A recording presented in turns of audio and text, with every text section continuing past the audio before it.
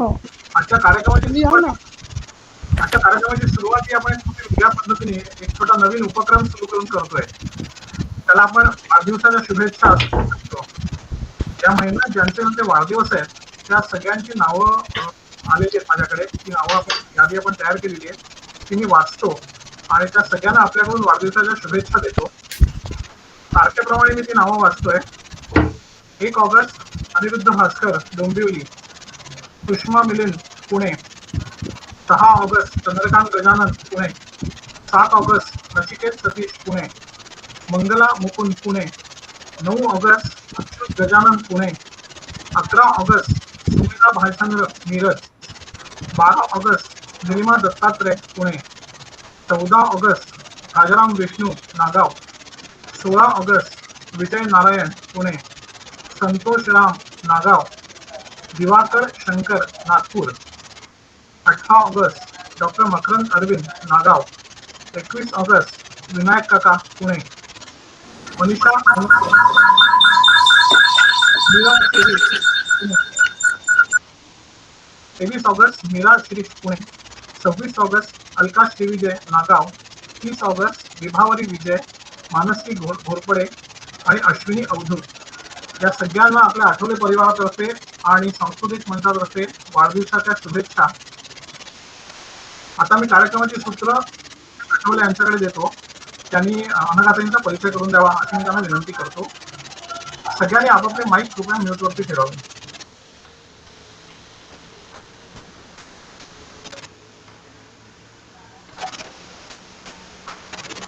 विनायक, तुमचा माईक म्यूटवर आहे. नमस्कार, मी विनायक आठवले मुलुंडवरून बोलतोय आणि आजचा हा जो आपला कार्यक्रम आहे त्याच्याकरता ज्या प्रमुख पाहुणे आहेत डॉक्टर अनघा आठवले यांचा परिचय करून देण्याची थोडी जबाबदारी आज माझ्यावर आहे. त्यामुळे मी सर्वप्रथम आजच्या या आपल्या परिवारातर्फे जो सांस्कृतिक मंच या सदरात तो कार्यक्रम आपण महिन्याच्या साधारण दुसऱ्या किंवा तिसऱ्या रविवारी साधारण 9 ते 10 या वेळेमध्ये आपण एक कार्यक्रम सादर करतो आणि सर्वांच्या माहितीकरता आजचा हा 29वा कार्यक्रम आहे.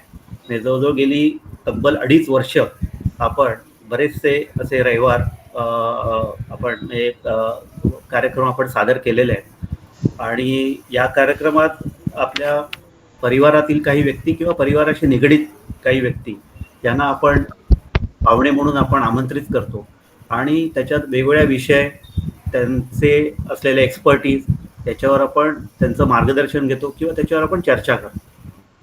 आजचा हा जो कार्यक्रम आहे त्याच्या प्रमुख वक्त्या म्हणून डॉक्टर अनघा अनिल आठवले यांना आपण आमंत्रित केलेलं आहे आणि त्यांचा परिचय थोडक्यात करून देतो. सर्वप्रथम हे अनघाताई या श्रीयुत अनिल आठवले आपल्या संस्थेचे जे अध्यक्ष आहेत त्यांच्या कन्या आहेत आणि ते पुणे इथे वास्तव्यास आहेत. त्यांचं करिअर जर तुम्ही बघितलं तर ॲक्च्युली त्या होमिओपॅथी डॉक्टर आहेत आणि हा डॉक्टरकीचा व्यवसाय सांभाळताना त्यांनी बऱ्याच वेगवेगळ्या विषयांमध्ये काही अभ्यास केलेला आहे. सर्वप्रथम म्हणजे त्यांनी MA अँथ्रोपॉलॉजी या विषयामध्ये त्यांनी म्हणजे पोस्ट ग्रॅज्युएशन केलेलं आहे. तर anthropology basically it's a kind of study of human being ज्याला आपण म्हणतो किंवा मानवाची उत्पत्ती, मानवाचा विकास हे एक वेगळं सायन्स आहे आणि त्याच्यावर ह्याच्यामध्ये त्यांनी MA ची डिग्री संपादित केलेली आहे आणि हे करतानाच त्यांनी अजूनही वेगळ्या म्हणजे काय म्हणतात त्याला वेगळ्या विषयांमध्ये त्यांनी अभ्यास केलेला आहे. त्यांचा म्हणजे जर तुम्ही हे बघितलात तर उत्तराखंड, मुंबई आणि बँगलोर त्याच्यामध्ये त्यांनी एक सोशल रिसर्चर म्हणून त्यांनी एक काम केलेलं आहे. त्याच्याचप्रमाणे इकॉलॉजिकल सोसायटी याच्यातर्फे त्यांनी पोस्ट ग्रॅज्युएशन घेतलेलं आहे, डिप्लोमा केलेला आहे आणि इकॉलॉजिकल कॉन्झर्वेशन म्हणजे पर्यावरण विषयक आपण जे म्हणतो शास्त्र त्याच्यामध्ये that is her passion, that is what I mean she works in that direction. त्याच्यानंतर लॉकडाऊनचा जो पिरियड होता 3 वर्ष त्याच्यामध्ये त्यांनी संस्कृत या विषयामध्ये थोडं शिक्षण घेतलेलं आहे आणि आजचा हा जो विषय आहे म्हणजे बेसिकली अश्वत्थाम्याच्या शोधात हा विषय त्या आपल्यासमोर सादर करणार आहे. आणि याच्यामध्ये नर्मदा परिक्रमा ही जी त्यांनी एकदा मला वाटतं त्यांनी पायी आणि एकदा सायकलवरून अशा 2 वेळा ह्या नर्मदा परिक्रमा त्यांनी केलेल्या आहेत. त्याच्यामुळे त्या परिक्रमा करताना आलेले त्यांचे अनुभव हे आज ते आपल्यासमोर मांडणार आहेत. नर्मदा परिक्रमा सगळ्यांना माहिती आहे, म्हणजे ॲक्च्युली गुजरात आणि मध्य प्रदेश याच्यामधून जी नर्मदा नदी वाहते आणि आता म्हणजे सगळ्यांना परिचयाचा असेल स्टॅच्यू ऑफ युनिटी, जो सरदार वल्लभभाई पटेल म्हणजे सरदार सरोवर ज्याच्यावर डॅम बांधलेला आहे तो नर्मदा नदीवर आहे. आणि ही जी परिक्रमा आहे ती मला वाटतं खूप म्हणजे 3 ते 4 महिन्याचा त्याला एक कालावधी असतो. त्याच्यामध्ये जनरली पूर्ण केली जाते. साधारण 2,500 3,500 किलोमीटरचा प्रवास आहे आणि हा त्यांनी 2 वेळा केलेला आहे, एकदा सायकलवरून आणि एकदा पायी. तर मी त्यांना विनंती करतो, अनघाताईंचं आजच्या या मंचात सांस्कृतिक मंचातर्फे होणाऱ्या कार्यक्रमात सर्वांतर्फे सहर्ष स्वागत. आणि मी त्यांना विनंती करतो की त्यांनी आपले विचार याच्यावर मांडावे आणि त्यांनी आम्हाला मार्गदर्शन करावं. धन्यवाद. सर्वांना नमस्कार. मी एका मिनिटातच माझं प्रेझेंटेशन स्क्रीन शेअर करून दाखवायला सुरुवात करते.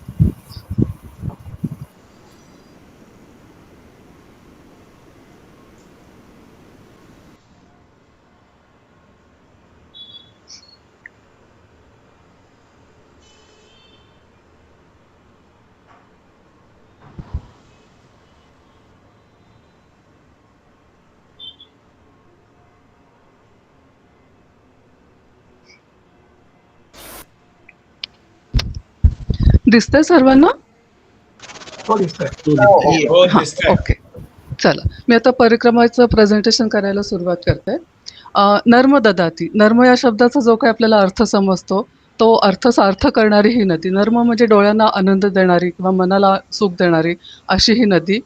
नर्मदा दाती म्हणजे नर्मदा असं त्याचं वर्णन केलं जातं. आणि परिक्रमा करताना नर्मदेहर हे तिकडचं घोषवाक्य आहे. नर्मदेहर म्हणजे नरामधला मद म्हणजे अहंकार, त्याचं हरण होऊ दे. तर मुख्यतः या 2 मुद्द्यांवर मी जास्त बोलीन, पण प्रेझेंटेशन करता करता इतरही बऱ्याच गोष्टी मला तुम्हाला सांगता येतील. तर आपण आधी नदीची थोडीशी माहिती घेऊयात. नदी म्हणजे खरं तर असं फक्त पाणी देणं, पाणी असं त्याचा अर्थ नाही. म्हणजे ती खूप मोठी संकल्पना आहे. म्हणजे अगदी सुप्रीम कोर्टाने सुद्धा त्याला लाईफ असं मान्य केलंय, जीवित असं नदीला मान्य केलेलं आहे. तर मुळात ती नदी एखाद्या कुठल्या तरी पर्वतापासून उगम पावते आणि ती वाहत वाहत आपल्या खाली खाली समुद्र सपाटीपर्यंत येते. पण येता येता ते बरेच आपल्याबरोबर म्हणजे औषधी वनस्पती असतील किंवा मिनरल्स असतील ते सगळे कॅरी करत करत येते आणि त्याचा ऍक्च्युली आपल्याला फायदा होतो. म्हणजे एखाद्या ठिकाणचं पीक असं एखादा तांदूळ चवदार का असतो, कारण त्याच्यामध्ये त्या माती आणि त्या पाण्याचं अंश आलेले असतात, म्हणून त्या तांदूळाची चव आपल्याला वेगळी लागत असते. तर अशी ही जीवित नदी नर्मदा नदी जी आहे ती मैकल पर्वतापासून उगम पावली अमरकंटकच्या इथे, हे सगळ्यांना माहिती आहे. आणि ही पश्चिम वाहिनी आहे, म्हणजे ती मध्य प्रदेशपासून पश्चिमेकडे वाहत वाहत येते आणि ती अरबी समुद्राला म्हणजे सिंधू सागर खरं तर त्याला मिळते, साधारण भरूच आणि अंकलेश्वरच्या मध्ये. तर हे साधारण म्हणजे आपण चित्रात जसं बघतोय त्याच्याप्रमाणे 84% भाग हा मध्य प्रदेशमध्ये आहे. त्याच्यानंतर साधारण 14% गुजरातमध्ये आहे आणि केवळ फक्त 4% महाराष्ट्रामधून ती वाहते. त्याची पूर्ण लांबी बघायला गेलं तर साधारण 1312 किलोमीटर अशी आहे. तर ही अशी जी नदी आहे त्याच्याबद्दल आपण थोडंसं हिस्टॉरिकल फॅक्ट जाणून घेऊयात. याचं वय साधारण 40 लाख वर्ष आहे असं मानलं जातं. म्हणजे शास्त्रज्ञांनी तसं प्रूव्ह केलेलं आहे. आणि याचा उल्लेख जो आहे तो बऱ्याच पुराणांमध्ये आपल्याला सापडतो. म्हणजे स्कंद पुराण असेल किंवा रेवाखंड असेल, महाभारत असेल, रामायण असेल, विष्णू पुराण असेल, मत्स्य पुराण असेल. सगळ्यात महत्त्वाचं म्हणजे मला अशी माहिती वाचायला मिळाली की टोलेमी जो होता, जो अलेक्झांडरचा असिस्टंट होता, त्यांनी या नर्मदा नदीचा उल्लेख करून ठेवलेला आहे. म्हणजे तो स्वतः प्रत्यक्ष तिथे नर्मदेपर्यंत आला होता का हे मला माहिती नाही, पण त्याच्या म्हणजे लिखाणामध्ये याचा उल्लेख आहे. आणि मायथॉलॉजिकल रेफरन्स द्यायचं झालं तर जेव्हा शंकर महादेवांनी खूप तपश्चर्या केली, तपश्चर्या म्हणजे तप, म्हणजे त्यांचं शरीर असं प्रचंड तापलं आणि त्याच्यातून जे त्यांना घाम फुटला त्यांच्या शरीरातून, तो जो घाम वाहत वाहत गेला ती म्हणजे नर्मदा नदी. म्हणजे एका प्रकारे नर्मदा ही महादेवांची मुलगी सुद्धा आहे असं मानलं जातं. या नदीला कुमारी असं मानतात. म्हणजे ती राजकन्या होती आणि तिचं एका राजपुत्राशी लग्न होता होता राहिलं, म्हणून ती कुमारी नदी आहे असं सुद्धा म्हटलं जातं. तर तर ती इतकी जुनी नदी आहे, म्हणजे सगळ्यात भारतातली सगळ्यात जुनी नदी आहे, तर त्याच्याबद्दलच्या सिव्हिलायझेशन बद्दल आपल्याला जाणून घेणं फार महत्वाचं आहे. तर भीमबेटका केव्ह सगळ्यांना माहिती आहेत, म्हणजे ऐकून माहिती असेल किंवा तुम्ही पाहिल्या पण असतील. तर तिथे जे ह्युमन पिक्चर्स सापडले गुफांमध्ये, तर त्याचं वय साधारण 1,00,000 वर्षापूर्वी, म्हणजे 1,00,000 वर्ष BC त्या पिरियडमधले ते गुफा आहेत असं मानलं जातं. त्याची स्टोरी तुम्हाला साधारण सगळ्यांना माहिती असेल, की प्रोफेसर वाकणकरांनी ते शोधलं आणि त्यांना ते सापडलं, म्हणजे ब्रिटिशांना पण हे सापडलं नव्हतं. तर 1957 साली प्रोफेसर वाकणकरांना तिथे सापडलं. तर हे साल मी जरा मुद्दाम तुम्हाला सांगतेय. दुसरा मुद्दा असा की तिथे जे सागाच्या झाडांचे फॉसिल्स सापडले, ते सुद्धा हिमालयातल्या जे झाडांचे फॉसिल्स आहेत त्याच्यापेक्षा म्हणजे वयाने जुने असे आहेत असं म्हटलं जातं. म्हणजे हिमालयात जी झाडं मिळतात, जी ओक ट्रीज असतील किंवा बर्च असेल किंवा देवदाराची झाडं असतील, त्याच्यापेक्षा मध्य प्रदेशमध्ये झाडं वेगळी असतात. म्हणजे साल किंवा पळसाची झाडं वगैरे अशी ती सगळी झाडं आहेत, पण त्यांचे जे फॉसिल्स आहेत ते त्याचं वय या हिमालयन ट्रीजपेक्षा सुद्धा जास्त आहे असं मानलं जातं. तिसरा मुद्दा म्हणजे नर्मदा ह्युमन फॉसिल सापडला 1982 साली.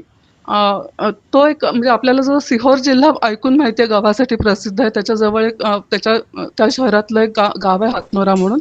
तिथे तुम्हाला ह्युमन फॉसिल सापडलं आणि ते होमो इरेक्टस या कॅटेगरीतलं होतं. म्हणजे साधारण 5 ते 6 लाख वर्षांपूर्वीचं ते फॉसिल सापडलं. हे जस्ट तुम्ही आपल्या मनाशी विचार करा, की हे सगळी साल जेव्हा, म्हणजे मी तुम्हाला मुद्दाम सांगते, की 1957 साली भीमबेटका म्हणजे माहिती झाली आपल्याला.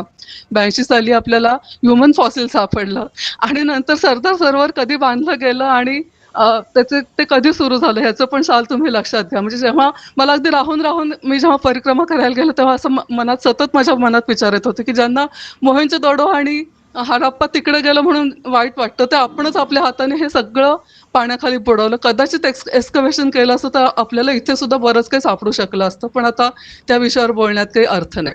तर साधारण तुम्हाला हे अंदाज यावा म्हणून हे पिक्चर मी दाखवते, की डावीकडून जेव्हा आपण इकडे उजवीकडे जातो, तर मधला जो माणूस आहे हातात मोठी काठी घेतलेला, तो होमो इरेक्टस. त्याच्यानंतर होमोसेपियन, त्याच्यानंतर निएंदरथाल आणि त्याच्यानंतर होमोसेपियन सेपियन म्हणजे आपण. तर इतक्याच 4 पिढ्या मागचं ते ह्युमन फॉसिल आपल्याला सापडलं.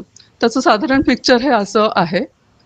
पुढे जाऊयात आपण. तर आता हे सगळे हिस्टॉरिकल फॅक्ट्स बघितल्यावर आता बेसिकली मला थोडंसं हे पण सांगायचं होतं, की जसं मी म्हटलं, की सिव्हिलायझेशनच्या खुणा सापडल्या, तर रामायणातला बराचसा भाग या ठिकाणी घडला असावा असं मला वाटलं. कारण परिक्रमा करता करता बरेचसे रेफरन्सेस तुम्हाला तिथे मिळतात. म्हणजे एक सीतावन म्हणून गाव आहे, तिथे लोक सांगतात की इथे सीता जमिनीत गायब झाली, किंवा तिथे वाल्मिकी आश्रम आहे, तिथे लवकुश मोठे झाले, किंवा आत्ताच जे रायपूर शहर आहे त्याच्याजवळ एक चांदखुरी म्हणून गाव आहे, तिथे कौशल्य मातेचा जन्म झाला, म्हणजे रामाचा अजोळ तिकडला आहे.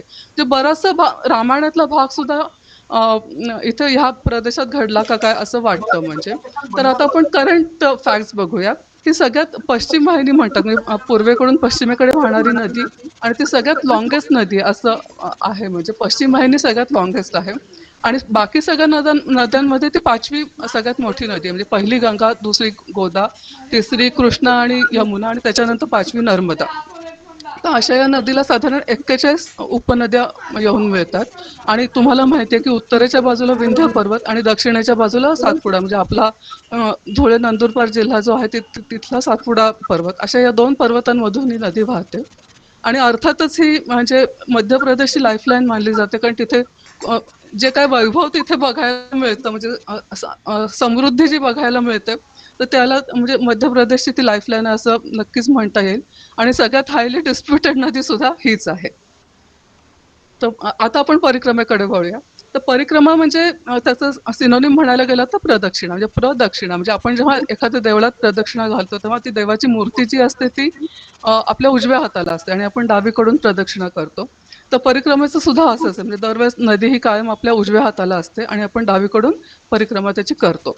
तर आता असं म्हटलं जातं की जे ऋषी होते, मार्कंडेय ऋषी, त्यांनी सगळ्यात पहिल्यांदा ही परिक्रमा केली आणि ती करायला त्यांना 46 वर्ष लागली. पण 46 वर्ष का लागली, कारण ती त्यांनी सगळ्या उपनद्यांची पण परिक्रमा केली. म्हणजे नर्मदा परिक्रमा सुरू. तुमचं प्रेझेंटेशन दिसत नाहीये आम्हाला. अय्यो, आता मी काय करू, म्हणजे माझ्याकडे मला नीट दिसतंय. मध्येच ते श्रीविजयचं प्रेझेंटेशन दिसत होतं, त्यासाठी आलं होतं माहित नाही, पण आता यांचं प्रेझेंटेशन बंद झालं होतं. दिसतंय ना? पुन्हा प्रेझेंट करा. नाही प्रेझेंटेशन दिसत नाहीये, तुम्ही पुन्हा प्रेझेंट करा. पुन्हा म्हणजे पुन्हा सुरुवातीपासून? नाही नाही, तुम्ही प्रेझेंटेशन मोड मधनं बाहेर या आणि ओके पुन्हा ओके ओके ओके करते. स्वप्नील, त्यांना परत राईट्स द्यायला लागतील का तुला? राईट्स ऑलरेडी दिलेत काका सगळ्यांना. परत द्यायला लागतील का? कारण मध्ये श्रीविजयांचं आलं होतं ना. परत नाही द्यायला लागणार ते. करते मी परत करते. हं. ठीक आहे.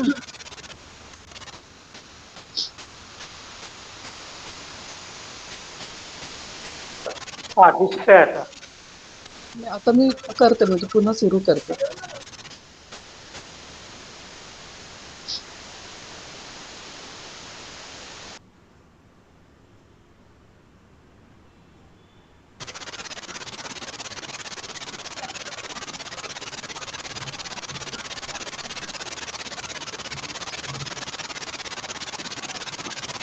तर मार्कंडेय ऋषींना हे करायला साधारण 46 वर्ष लागले असं म्हणतात, कारण त्यांनी प्रत्येक उपनदीची सुद्धा परिक्रमा केली.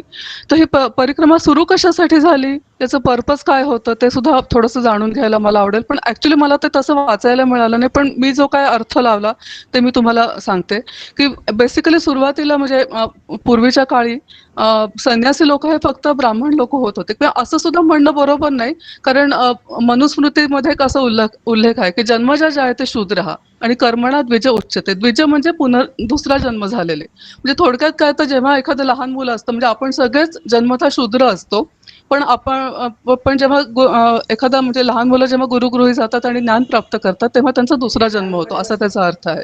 तर जे म्हणजे द्विज कुणाला म्हणायचं, तर ज्यांनी वेद आणि उपनिषदांचा अभ्यास केलाय ते द्विज, कारण त्यांचा दुसरा जन्म झालाय असं मानलं जातं. तर पूर्वीच्या काळी हे संन्यासी जे होते ते म्हणजे खरे ज्ञानी होते, किंवा त्यांना अतिशय आदर होता समाजामध्ये. तर कदाचित असं असावं की म्हणजे गृहस्थाश्रमात जी माणसं आहेत त्यांना अशी परिक्रमा करणं, इतका वेळ घालवणं काही शक्य नाही.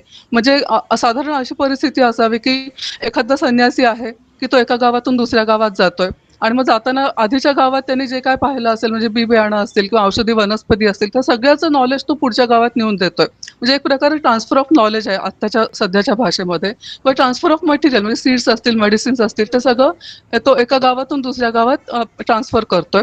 आणि मग तिथल्या लोकांना सल्ले देतोय, कारण तो ऑलरेडी ज्ञानी आहे आणि तो लोक सुद्धा त्यांच्याकडे सल्ले घ्यायला येतात. असं काहीतरी ते स्वरूप असावं, म्हणून ती परिक्रमा करायची पद्धत झाली असावी. शिवाय स्पिरिच्युअल तुम्हाला आस्पेक्ट आहेच याच्यामध्ये, म्हणजे तुम्हाला स्पिरिच्युअल अपग्रेडिंग करायचं असेल तर असं नदी किनारी चालत जाणं, जंगलातून चालण्याचा अनुभव घेणं, वेगवेगळ्या प्राण्यांशी तुमचं एन्काउंटर होणं, या सगळ्या, आणि पुन्हा तपश्चर्या करणं, या सगळ्यामध्ये तुमचं स्पिरिच्युअलिटी वाढू शकते. म्हणजे असा काहीतरी तो परिक्रमा करण्याचा उद्देश असावा असं मला वाटलं. म्हणजे कारण बाकीचं जे काय मी आतापर्यंत वाचलं त्याच्यामुळे मी असा निष्कर्ष काढला, पण असं कुठे मला वाचायला नक्की नाही मिळालं.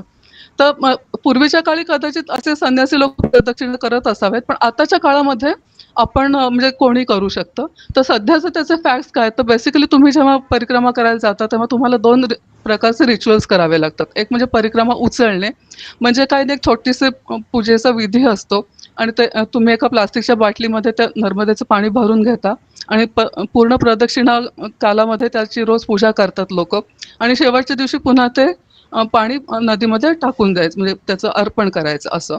आणि दुसरं, तुम्हाला कुठल्याही किनाऱ्यापासून प्रदक्षिणा सुरू करता येतं. म्हणजे बेसिकली असं नाही की म्हणजे सध्या साधारण लोक ओंकारेश्वरला जातात, पण असं काही कुठे लिहिलेलं नाही, म्हणजे असा काही नियम नाही. तुम्ही कुठल्याही किनाऱ्यापासून प्रदक्षिणा सुरू करू शकता आणि पुन्हा त्याच पहिल्या किनाऱ्यापाशी यायचं, म्हणजे तुमची परिक्रमा पूर्ण झाली.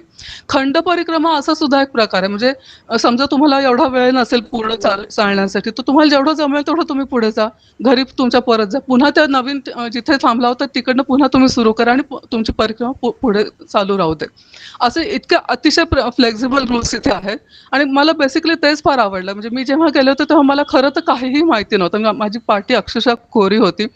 थोडीशी गोष्ट सांगते की मी तिथे कशी जाऊन पोहोचले. म्हणजे कोरोना कालामध्ये अक्षरशः रिकामी बसले होते, आणि मला कोणीतरी म्हटलं की तू रेवा सिनेमा बघितलास का, तर म्हटलं काय आहे सिनेमामध्ये त्या, तर ते परिक्रमेची माहिती आहे. तर म्हटलं हा असं काय, मी स्वतःच परिक्रमा करेन असं म्हणून मी त्याला असं मोठ्यांनी उत्तर दिलं.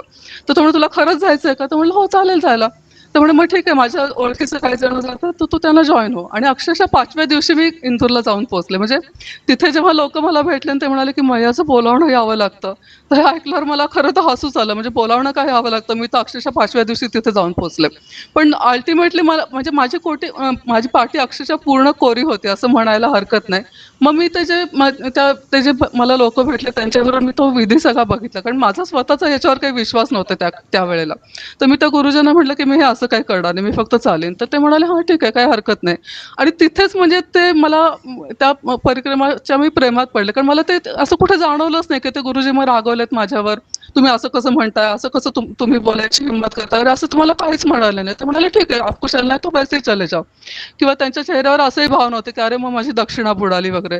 तर मला तिथेच ते कुठेतरी मनाला माझ्या भावलं की इथे काहीतरी वेगळं आहे बरं का, वेगळं आहे. म्हणजे इथे काही पंड्यागिरी अशी काही मला जाणवली नाही. आणि तिथून माझी मग परिक्रमा सुरू झाली. तर पहिलं गाव येतं ओंकारेश्वर पासून मोरटका म्हणून. तर ते मला माझ्याबरोबर जे लोक सगळे जे होते ते सगळे सिनियर सिटीझन होते. तर मला साधारण असं जाणवलं की बाबा यांच्याबरोबर मला काही रोज चालणं शक्य नाही. मग मी त्यांची परवानगी घेतली की बाबा मी जाऊ का पुढे.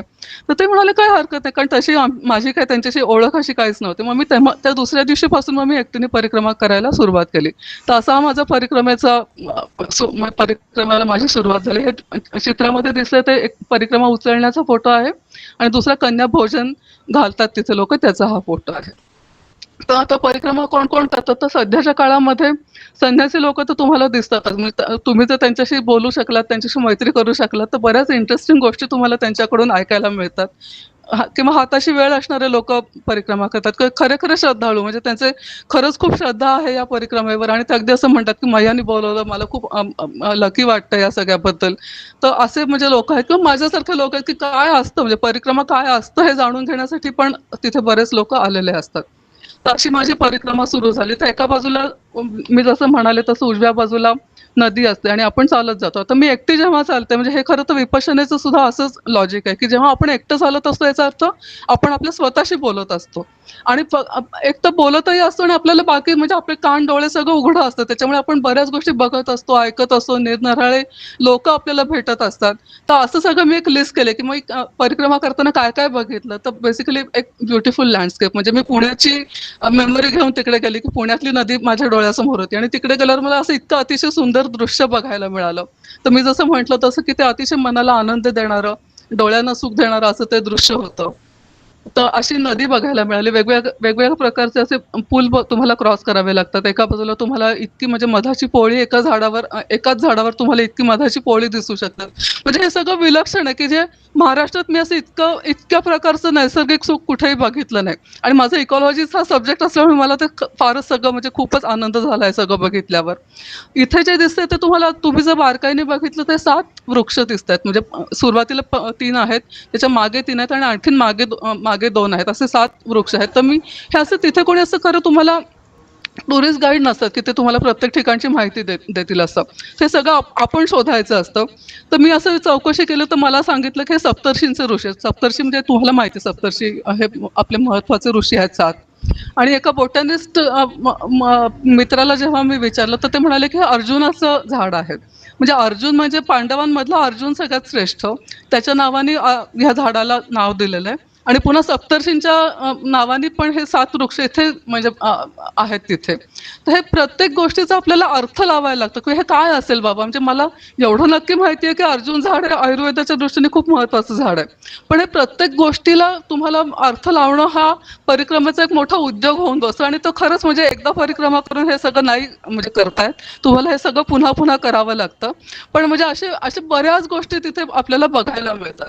हे मध्ये जे दुसरं आहे ते मोहाची फुलं आहेत. म्हणजे मी जेव्हा पहाडातून एकटी चालायची तेव्हा मी असंख्य मोहाची फुलं खाल्ली आणि माझ्या लक्षात आलं की अरे इथे पाणी कॅरी करायची गरज नाही. म्हणजे एवढी फुलं जरी खाल्ली तरी आपली पाण्याची गरज भागते, आपल्या मिनरल्सची गरज भागते. आणि हे जे आहे ते मोहाचं झाड आहे आणि आदिवासी तर ह्याचा बऱ्याच प्रकारे उपयोग करून घेतात. पुन्हा असे एन्शंट टेम्पल्स मिळतात. म्हणजे हे जे मांडूचं जे मंदिर आहे ते अकबराने याचं रिनोव्हेशन केलेलं आहे. हे उर्दूमध्ये त्यांनी लिहिलेलं आहे की अकबराने याचं रिनोव्हेशन केलं असं. तर अशी तुम्हाला बरीच एन्शंट टेम्पल्स बघायला मिळतात. हे कोटेश्वरचं मंदिर आहे, ते पण असं प्रचंड जुनं आहे. हिरापूरला असं दाक्षिणात्य शैलीचं मंदिर आहे. म्हणजे आता दाक्षिणात्य शैलीचं मंदिर तिथे येऊन कोणी बांधलं हा सुद्धा एक इतिहास असू शकतो. अर्थात तिथे कोणी सांगितलं नाही, पण हे एक्सप्लोअर करण्यासाठी इथे बऱ्याच अशा गोष्टी आहेत. हे नेमावरचं मंदिर आहे, त्याचा कळसाचा हा मागचा भाग आहे, तर तुम्हाला हे कोरीवकाम फार म्हणजे बघण्यासारखं आहे. तर रेवाकुंड सगळ्यांना माहिती आहे, त्याची गोष्ट तुम्हाला सगळ्यांना माहिती आहे. धुमगाव म्हणून एक गाव आहे, म्हणजे इथे आदिशंकराचार्यांचे गुरु म्हणजे गोविंद भागवतपाद यांनी इथे तपश्चर्या केली. म्हणजे जो पहिला फोटो आहे तिथे ती दगडी अशी घळ आहे आणि आतमध्ये त्यांची ती गुफा होती. तर तिथे त्यांनी तपश्चर्या केली. मग आदिशंकराचार्यांनी म्हणजे त्यांना त्यांचे गुरु इथे भेटले आणि सध्याच्या काळात इथे धुमगावला त्या दोघांचं असं इथे मंदिर बांधलेलं आहे. शिवाय इथे ओंकारेश्वरच्या इथे आदिशंकरांच्या गुफा आहेत, म्हणजे त्यांनी आदिशंकराचार्यांनी इथे तपश्चर्या केली. तर हे आतमधलं त्याचं दृश्य आहे. पुन्हा मामलेश्वरचं मंदिर आहे, ओंकारेश्वरचं मंदिर आहे. आणि हे हा जो फोटो आहे शेवटचा, तो मी मुद्दाम काढला कारण मी कोरोना काळात आपल्या इथे जेव्हा रिया चक्रवर्ती वगैरे अशा सगळ्या घटना चालल्या होत्या, तिथे ही बाई हा हार विकत होते आणि मी बारकाईने बघितलं तर म्हटलं ही जी जांभळी फुलं आहेत ती रुईची फुलं आहेत आणि मध्ये जे हिरवे तुम्हाला गुच्छ दिसतात ते ती भांग्याची फुलं आहेत. तर मला इतकं आश्चर्य वाटलं की म्हणजे आपल्या शेजारचं राज्य इथे अगदी राजरोसपणे भांग विकतायत. म्हणजे आश्रमामध्ये तर सरकार मान्य भांग्याची दुकानं असं तुम्हाला तिथे बरीच दुकानं बघायला मिळतात. इथे राजरोसपणे अशी भांग्याची फुलं विकली जात आहेत आणि तिकडे आपल्या तिथे रिया चक्रवर्ती ते शाहरुख खानचा मुलगा ते सगळं नाटक चाललंय. म्हणजे मी इतके गार होऊन सगळ्या गोष्टी बघत होते, म्हणून हा फोटो मी त्या बाईचा मुद्दाम काढला. हे अर्थातच अमरकंटकचं मंदिर आहे. हे शेजारी जे आहे ते जबलपूरला गौरी घाटाला रोज तिथे संध्याकाळी आरती होते, त्याचा हा फोटो आहे. हे मला मॉन्युमेंट जे आहे ओमचं केलेलं ते मला फार भावलं. म्हणजे मांडूक उपनिषद जर कोणी वाचलं असेल तर त्याच्यात पूर्ण ओमचं तुम्हाला सार सांगितलेलं आहे. तर त्याचं हे मॉन्युमेंटच्या स्वरूपात त्यांनी सांगण्याचा प्रयत्न केला. म्हणजे मला हे फार आवडलं की कोणीतरी काहीतरी आपल्या संस्कृतीबद्दल कुठेतरी सांगण्याचा प्रयत्न करते, की जे मला महाराष्ट्रात असं कुठेही बघायला मिळालं नाही आतापर्यंत. म्हणून हा मुद्दाम त्याचा फोटो काढून घेतलाय. आणि शेजारचा फोटो अर्थातच म्हणजे परशुरामांचा हा आश्रम. म्हणजे मला ते बघून अत्यंत आनंद झाला की अरे परशुराम इथे राहत होते. म्हणजे परशुरामांच्या बद्दल आपल्या सगळ्यांना विशेष आत्मीयता असते, म्हणून हा फोटो मी मुद्दाम इथला तुम्हाला दाखवते. हिस्टॉरिकल प्लेसेस मध्ये तुम्हाला अर्थातच महेश्वर बघायला मिळतं, रावेरखेडी बघायला मिळतं. ॲग्रिकल्चर हे फार म्हणजे खूप अभ्यास करण्यासारखा विषय आहे असं मला वाटलं. म्हणजे तिथे सगळ्या प्रकारची पिकं तुम्हाला दिसतात. म्हणजे गहू आहे, तांदूळ आहे, चना डाळ आहे, मूग डाळ आहे, तूर डाळ आहे, म्हणजे कापूस आहे, एरंडाच्या बिया आहेत, जवस दिसलं मला, वेगवेगळ्या प्रकारचे कंद दिसले. आणि मी मुद्दाम चौकशी केली तर मध्य प्रदेशमध्ये शेतकऱ्यांच्या आत्महत्या होत नाहीत आणि प्रचंड पशुधन तुम्हाला तिथे बघायला मिळतं. म्हणजे अक्षरशः माणशी एक गाय प्रत्येकाकडे असते असं म्हटलं तरी चालण्यासारखं. म्हणजे एवढं पण त्याच्यापेक्षा सुद्धा जास्त असतं. आणि तिथे ऊस पिकवत नाहीत. म्हणजे काही ठिकाणी पिकवतात नाही असं नाही, पण नर्मदेच्या किनाऱ्यावर एवढं पाणी असून सुद्धा कोणीही ऊस पिकवत नाही, पण ही सगळी पिकं घेतली जातात. आणि हे शेतकरी लोक म्हणजे त्यांचे अलाइड बिझनेस याच्या बरोबर बरेच आहेत. म्हणजे तुम्ही डाळी तयार करू शकता, म्हणजे तेल काढू शकता किंवा पशुखाद्य तयार करतात. हे असे अनेक प्रकारचे अलाइड बिझनेस सुद्धा तिथे आहेत. म्हणजे तेच जर तुम्ही महाराष्ट्रात बघितलं तर फक्त ऊस पिकवतात आणि ते कारखान्याला नेऊन देतात. म्हणजे एखाद्या ठिकाणी एखाद्या गावाच्या ठिकाणी तुम्हाला बिझनेस म्हणजे एम्प्लॉयमेंट कशी असते आणि कशी ती त्याचा नाश केला जातो आपल्या डेव्हलपमेंटच्या वेळापायी, हे दोन्ही उदाहरणं तुम्हाला इथे सहजपणे याचा अभ्यास करता येतो. म्हणून हे मुद्दा मी सांगते की म्हणजे आपण महाराष्ट्राला पूरक आम्ही म्हणतो, पण इथले शेतकरी आत्महत्या करत नाहीत आणि ते अतिशय समृद्ध जीवन जगतात. हे मुद्दाम म्हणजे विशेष लक्षात घेण्यासारखं आहे, म्हणून मी मुद्दाम याचा उल्लेख करते. पुन्हा इथे वेगवेगळ्या प्रकारचे लोक भेटतात. म्हणजे खरं तर हा आता मारवाडी लोकांनी म्हणजे राजस्थानी लोकांनी हे सगळा भाग बऱ्यापैकी कॅप्चर केला असं म्हणायला हरकत नाही. म्हणजे जवळजवळ ठाकूरांचे 81 गाव आहेत असं ते अगदी मोठ्या अभिमानाने सांगतात. पण मेन त्यांचे जे भाग आहेत म्हणजे निमाड म्हणतात की जे कडुनिंबाच्या झाडाच्या आतमध्ये असलेला प्रदेश म्हणून निमाड आणि माळवा हे सगळ्यांना माहिती आहे. तर माळवी आणि निमाडी लोक तिथे आहेत, पण म्हणजे बऱ्यापैकी कमी प्रमाणात आहे. पण जास्त आता जर बघायला गेलं तर ते सगळं राजस्थानी लोकांचं वर्चस्व आहे आणि त्यांनी खरोखर म्हणजे आपली संस्कृती खूप टिकवून ठेवली आहे. म्हणजे एक तर त्यांच्याकडे गाई म्हशी इतक्या आहेत आणि त्या सगळ्या म्हणजे गीर गाई आहेत. म्हणजे असं नाही की जर्सी गायींचा भरणा आहे आणि ते असं सहजपणे तुम्हाला दही ताक दूध तुम्हाला सहज असं आरामात देऊ शकतात. म्हणजे आपण इथे एटू करतो ते काय 100 रुपये लिटरचं दूध काय विकत घेतो आणि तिथे लोक असं सहज आपल्याला या आणि दूध प्या असं म्हणू शकतात. म्हणजे किती समृद्धी आहे असं मला राहून असं जाणवत होतं. इथे हा जो मनुष्य आहे तो तर एकटा तिथे राहतो आणि त्याचं घर आहे म्हणजे कुटुंबीय त्याचे सगळे भोपाळला राहतात आणि हा असंच गाई म्हशी पाळतो आणि परिक्रमा करणाऱ्या लोकांना खवा आणि साखर खायला घालतो. तर हे असं इतकं प्रचंड म्हणजे अनोखं दृश्य आहे माझ्यासाठी. म्हणजे असं मला महाराष्ट्रात कधी असं एक्सपिरियन्स करायला मिळालं नाही. अशी परिक्रमा चालू राहते आपली. तुम्ही जर दिवाळीच्या काळात गेला तर तिथे तुम्हाला गोवर्धन पूजा बघायला मिळते. आणि हा जो दुसरा फोटो आहे तो 56 भोगचा फोटो आहे. म्हणजे 56 भोगचा खरा अर्थ असा आहे की दिवाळीच्या सुमाराला तिथे 56 प्रकारची धान्य आणि भाजीपाला पिकतो आणि त्या सगळ्याचा मिळून ते एक प्रसाद तयार करतात. त्याला 56 भोग म्हणतात. तर हे अशा सगळ्या गोष्टी तिथे तुम्ही बघत बघत परिक्रमा करता. शिवाय लोक तिथे गावातली जी लोक आहेत ती परिक्रमावासींना सतत म्हणजे प्रचंड आदराने वागवतात. म्हणजे हे सुद्धा खरं तर खूप कुतूहलाचा विषय की वर्षभर ही परिक्रमा चालते. म्हणजे फक्त चातुर्मासामध्ये परिक्रमा थांबवलेली असते. बाकी 8 महिने परिक्रमा ही सतत चाललेली असते आणि वर्षानुवर्ष हे सगळं चाललेलं आहे. पण तिथले लोक अजिबात न कंटाळता न थकता आणि अगदी तरुण पिढी सुद्धा तुम्हाला इतकं आदराने प्रेमाने वागवतात. म्हणजे खरंच कळत नाही की आपण भारतातच राहतोय का कुठे. म्हणजे अक्षरशः आपल्या शेजारचं स्टेट आहे पण इतका प्रचंड फरक आपल्याला सतत जाणवत राहतो. म्हणजे कधी कधी मन इतकं खजील होतं की आपण आपल्या शहरामध्ये कशा पद्धतीने जगतो, कशा पद्धतीने वागतो आपण लोकांशी आणि इथे काय म्हणजे हा टोटली सगळं हे वेगळं अनुभवायला मिळतं. कधी कधी मला म्हणजे डोळ्यातून पाणी यायचं माझ्या की इतकं प्रेमाने कसे काय हे लोक माझ्याशी वागू शकतात. ते सगळं असा अनुभव आपल्याला तिथे बघायला मिळतात. नंतर ट्रायबल कल्चर खूप वेगळं आहे तिथे. म्हणजे जर आपण आंध्र प्रदेश पासून असं एक इमॅजिनरी लाईन जर काढली तर आंध्र प्रदेश, छत्तीसगड आणि मध्य प्रदेश आणि आपला नागपूर कडचा थोडासा भाग असा हा बेल्ट आहे. तो सगळा गोंड आदिवासी लोकांचा बेल्ट आहे.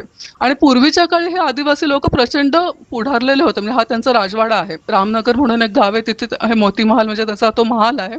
आणि आपली जशी झाशीची राणी होती तशी त्यांची दुर्गावती राणी होती आणि ती होशंग नावाच्या राजाबरोबर खूप लढली. म्हणजे होशंगाबाद जे गाव आहे ते त्या राजामुळे त्याचं नाव पडलं. तर असा तो त्यांचा मोठा इतिहास आहे. ते सुद्धा तुम्हाला परिक्रमा करताना बरंच काही बघायला मिळतं. हे अर्थातच ते आदिवासी लोकांचे दागिने वगैरे असं त्यांचं आहे. आणि आश्रम म्हणजे आश्रम हे आपण सगळं रामायणात फक्त रामायण किंवा भारतात वाचलं की ते म्हणजे वाल्मिकी वसिष्ठांच्या आश्रमात गेले, शिकून आले किंवा सांदीपनी ऋषींकडे कृष्ण आणि बलराम त्यांच्या आश्रमात शिकले वगैरे असं सगळं आपल्याला माहिती असतं. पण ते ऍक्च्युली आश्रम आपल्याला इथे बघायला मिळतात. म्हणजे अजूनही काही ठिकाणी तिथे वेद आणि उपनिषद शिकवण्याची पद्धत आहे. त्यांची गोशाला आहे किंवा त्या अतिशय म्हणजे नैसर्गिक पद्धतीने राहतात. म्हणजे डेव्हलपमेंटचं वारं तिथपर्यंत पोहोचलेलं नाहीये. आणि ते खरं खरं आश्रमाचं काय स्वरूप असू शकतं ते आपल्याला तिथे ऍक्च्युली बघायला मिळतं. आणि शिवाय तर परिक्रमावासींची म्हणजे सेवा करतात. म्हणजे आपल्याला राहायची सोय करतात. तसे बऱ्याच प्रकारचे आश्रम तुम्हाला तिथे बघायला मिळतात. ते उजवीकडे जे आहे ते टेंबे स्वामींचं ते वासुदेव कुटीर आहे. वेगवेगळ्या प्रकारचे तुम्हाला आश्रम अगदी साधे पण आश्रम आहेत आणि काही 5 स्टार आश्रम पण आहेत. म्हणजे प्रत्येक म्हणजे वेगवेगळ्या गोष्टी तुम्हाला बघायला मिळतात. ही जी पहिली स्लाइड आहे डावीकडची तिथे जे संस्कृत शिकतात त्यांना माहिती असेल की महेश्वर सूत आहे की जे भगवान महादेवांच्या डमरूतून काही स्वर निर्माण झाले. तर ते डमरूच्या त्या आवाजातून ते स्वर निर्माण झाले त्याला महेश्वर सूत्र म्हणायचं. ते मला इथे ऐकायला मिळालं. पुन्हा वेगवेगळ्या प्रकारचे साधू संत तुमची भेट होते. काही बंधू पण असतात. म्हणजे मी जर नीट विचार केला आपण बारकाईने तर त्यांच्या पण ग्रेड्स असतात. म्हणजे सगळ्यात वरती शंकराचार्य आणि सगळ्यात खालती बंधू आणि मग मध्ये कोणी 5वी पास आहे, कोणी 10वी पास आहे, कोणी ग्रॅज्युएट झालंय. अशा पद्धतीने ते त्यांच्या पण ग्रेड्स असतात. आणि आपण जेव्हा त्यांच्याशी म्हणजे बोलतो, त्यांच्याशी मैत्री करतो तेव्हा बऱ्याच कथा त्यांच्याकडून आपल्याला ऐकायला मिळतात. म्हणजे एक तर काही जणांकडे काही लोक त्रिशूल घेऊन फिरत असतात, काही जण ते चिमटा घेऊन फिरत असतात. म्हणजे बेसिकली ती त्यांची पदवी असते. म्हणजे एखादी गोष्ट अचीव केली की त्यांना ते तसे ते शस्त्र मिळत जातात. म्हणजे मी असं ऐकलं की योगी आदित्यनाथ जे आहेत त्यांच्या कानामध्ये कुंडल आहे. तर ते म्हणजे असं त्यांच्या ते कानात ते खूप बसलेलं असतं आणि ती परीक्षा असते त्यांची. ते नाथपंथीयांची ती परीक्षा आहे की ते कानात कुंडल खूप असताना जर चेहऱ्यावरचे अजिबात भाव बदलले नाहीत तर तो मनुष्य पास. म्हणजे तेवढी त्यांची ती स्पिरिच्युअलिटी जास्त आहे. म्हणजे मी नंतर गुगलमध्ये बघितलं योगी आदित्यनाथांनी योगावर बरीच पुस्तकं लिहिलेली आहेत. म्हणजे हे मला अजिबात माहिती नव्हतं. तर असं त्यांची ती परीक्षा असते. म्हणजे नाथपंथीयांची ती परीक्षा आहे. तर असं सगळे ते वेगवेगळ्या प्रकारचे तुम्हाला साधू भेटत जातात. पण आजच्या काळाप्रमाणे बंधू लोकांचं भरणं तिथे जास्त आहे. म्हणजे प्रत्येक संन्यासाशी बोलताना तुम्हाला ते पारखून घ्यावं लागतं की आपल्या समोरचा माणूस नक्की कसा आहे बाबा.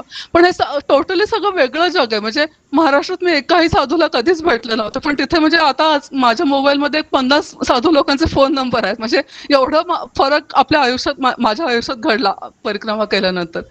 तर असं सगळं आता आजकाल तर बायका सुद्धा तुम्हाला म्हणजे संन्यासी झालेल्या बघायला मिळतात. तर हे सगळं वेगळं जग आहे. म्हणजे त्यांच्याशी गप्पा मारणं हे एक मोठं आपल्या ज्ञानामध्ये खूप भर पडते असं मला वाटलं ते सगळं एकंदर तिथे गेल्यावर. तर थोडक्यात म्हणजे बेसिकली आपण जर या साधूंचा विचार केला तर आपण ज्या लहानपणी गोष्टी ऐकलेल्या आहेत की एखाद्या गावात एक संन्यासी आले, मग ते एका जोडप्याला त्यांच्यामुळे काहीतरी चांगलं घडलं त्या जोडप्याचं. मग ते जोडपं म्हणाले की मग मी तुम्हाला काय देऊ. तर मग तो साधू म्हणाला की ते तुम्हाला 3 मुलं आहेत, त्यातला एक मुलगा मला देऊन टाका. अशा प्रकारच्या गोष्टी आजही तिथे बघायला मिळतात. किंवा मी मुद्दाम खोलात जाऊन विचार केला की 2 प्रकारचे तिथे साधू आहेत. म्हणजे एकतर मोठ्या वयात संन्यास घेतलेले आणि एक म्हणजे लहानपणापासून संन्यास घेतलेले. तर मला ते लहान मुलं संन्यासी कसे होत आहेत त्याच्याबद्दल फार कुतूहल होतं की लहान मुलाला कसं कळतं आपण संन्यासी व्हायचं. तर ते नीट विचार केला तर त्याचं असं कारण लक्षात येतं की गरिबी हे खरं मूळ कारण आहे याचं. म्हणजे मुली विकल्या जातात आणि मुलांना असं आश्रमात आणून सोडलं जातं असं ते साधारण चित्र दिसतं. पण म्हणजे कारण व्हॉलंटरीली मुलं संन्यासी झाले हे आपल्या माहितीत फक्त 2, म्हणजे माझ्या माहितीत तरी 2च उदाहरण आहेत. एक तर रामदास स्वामी आहेत आणि विवेकानंद आहेत. पण त्यांच्या आई वडिलांना म्हणजे घरच्यांना त्यांना अजिबात त्यांनी संन्यासी व्हावं असं अजिबात काही वाटत नव्हतं. पण किंवा ज्ञानेश्वरांचं उदाहरण देता येईल. पण म्हणजे अशी जी आता जे तिथे लहान मुलं दिसतात ते साधारण त्यांच्या मागे अशी काहीतरी स्टोरी असते असं मला साधारण अंदाज आहे. गुगलवर तुम्हाला 2 पुस्तकं वाचायला मिळतात. म्हणजे एक इंडियन साधू म्हणून एक पुस्तक आहे आणि दुसरं living with the Himalayan saints असे 2 पुस्तकं तुम्हाला वाचायला मिळतात. तर त्याच्यात सुद्धा साधारण हे असंच वर्णन केलेलं आहे. म्हणजे मला जे वाटलं ते त्या पुस्तकांमध्ये पण तसं लिहिलेलं आहे. तर असं साधारणतः प्रकारचे साधू असतात. म्हणजे असं एकंदर मला अशी की माझ्या ज्ञानामध्ये भर पडली. तर आता मला परिक्रमेबद्दल काय वाटलं म्हणजे मी 6 महिने जवळजवळ चालले नर्मदा काठी. तर आता हे सगळं केल्यानंतर मला काय काय जाणवलं त्याचं मी सांगते आता तुम्हाला.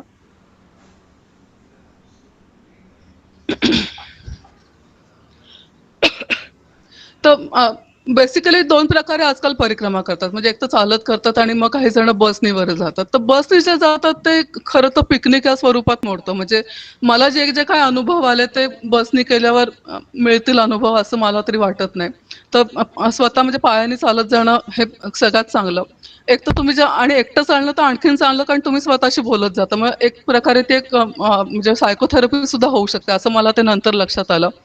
ही जी परिक्रमा आहे ती अत्यंत इन्फॉर्मल पद्धतीची म्हणजे कुठे मला रजिस्ट्रेशन करावं लागत नाही, कुणाची परमिशन घ्यावी लागत नाही, कुठे फी भरावी लागत नाही, काहीच करायला लागत नाही. मी फक्त तिथे जायचं. मी तर तिथले तर विधी पण केले नाही, तशीच चालायला सुरुवात केली आणि ते तसं म्हणजे इतकं ते इन्फॉर्मल आहे पण तरी सुद्धा ते वेल डिसिप्लिन्ड आहे. म्हणजे एक प्रकारचं तिथे डिसिप्लिन तुम्हाला कायम जाणवतो. जाताना फक्त मी एवढंच चौकशी करून गेले होते की तिथे नक्की काय काय घेऊन जावं लागतं. म्हणजे ट्रेकिंगचा मला अनुभव होता त्याच्यामुळे स्वतःच सामान स्वतः उचलून न्यायचं हे नक्की माहिती होतं. किती काय काय घेऊन जावं लागेल ते माहिती होतं. पण तिथे एकच अट आहे त्यांची की तुम्ही पांढरे कपडे घाला. म्हणजे एक तर बाकीच्या लोकांना कळतं की तुम्ही परिक्रमावासी आहात. तर तेवढा एकच त्यांचा तो नियम आहे. बाकी तिथे कसलाही नियम नाही. जसं मी म्हटलं तसं रजिस्ट्रेशन वगैरे काहीच करावं लागत नाही. त्याच्यामुळे जो एक आपल्या डोक्यात एक सतत एक बिझनेसचा जो विचार असतो ना की मी इतके पैसे दिलेत मग मला काय मिळालं हा विचारच तिथे संपतो. म्हणजे तुम्हाला काय तिथे कॉस्ट बेनिफिट असं काही कॅल्क्युलेशनच तिथे होऊ शकत नाही कुठल्या गोष्टींचं. आणि तिथेच तुमचा अहंकार पण संपतो. म्हणजे एक भासांचं नाटक आहे स्वप्न वासव दत्ता. त्याच्यामध्ये त्यांनी आश्रमांचं वर्णन केलं की ती राणी पद्मावती आश्रमात जाते आणि म्हणते की मला दान द्यायची इच्छा आहे तर मी कोणाला काय काय हवंय सांगा. तर तिथे कोणीच हात वर करत नाही. म्हणजे तिथे तुमचा अहंकार आधी संपून जातो की मी दान द्यायला तयार आहे पण माझ्याकडून कोणी घ्यायलाच तयार नाही.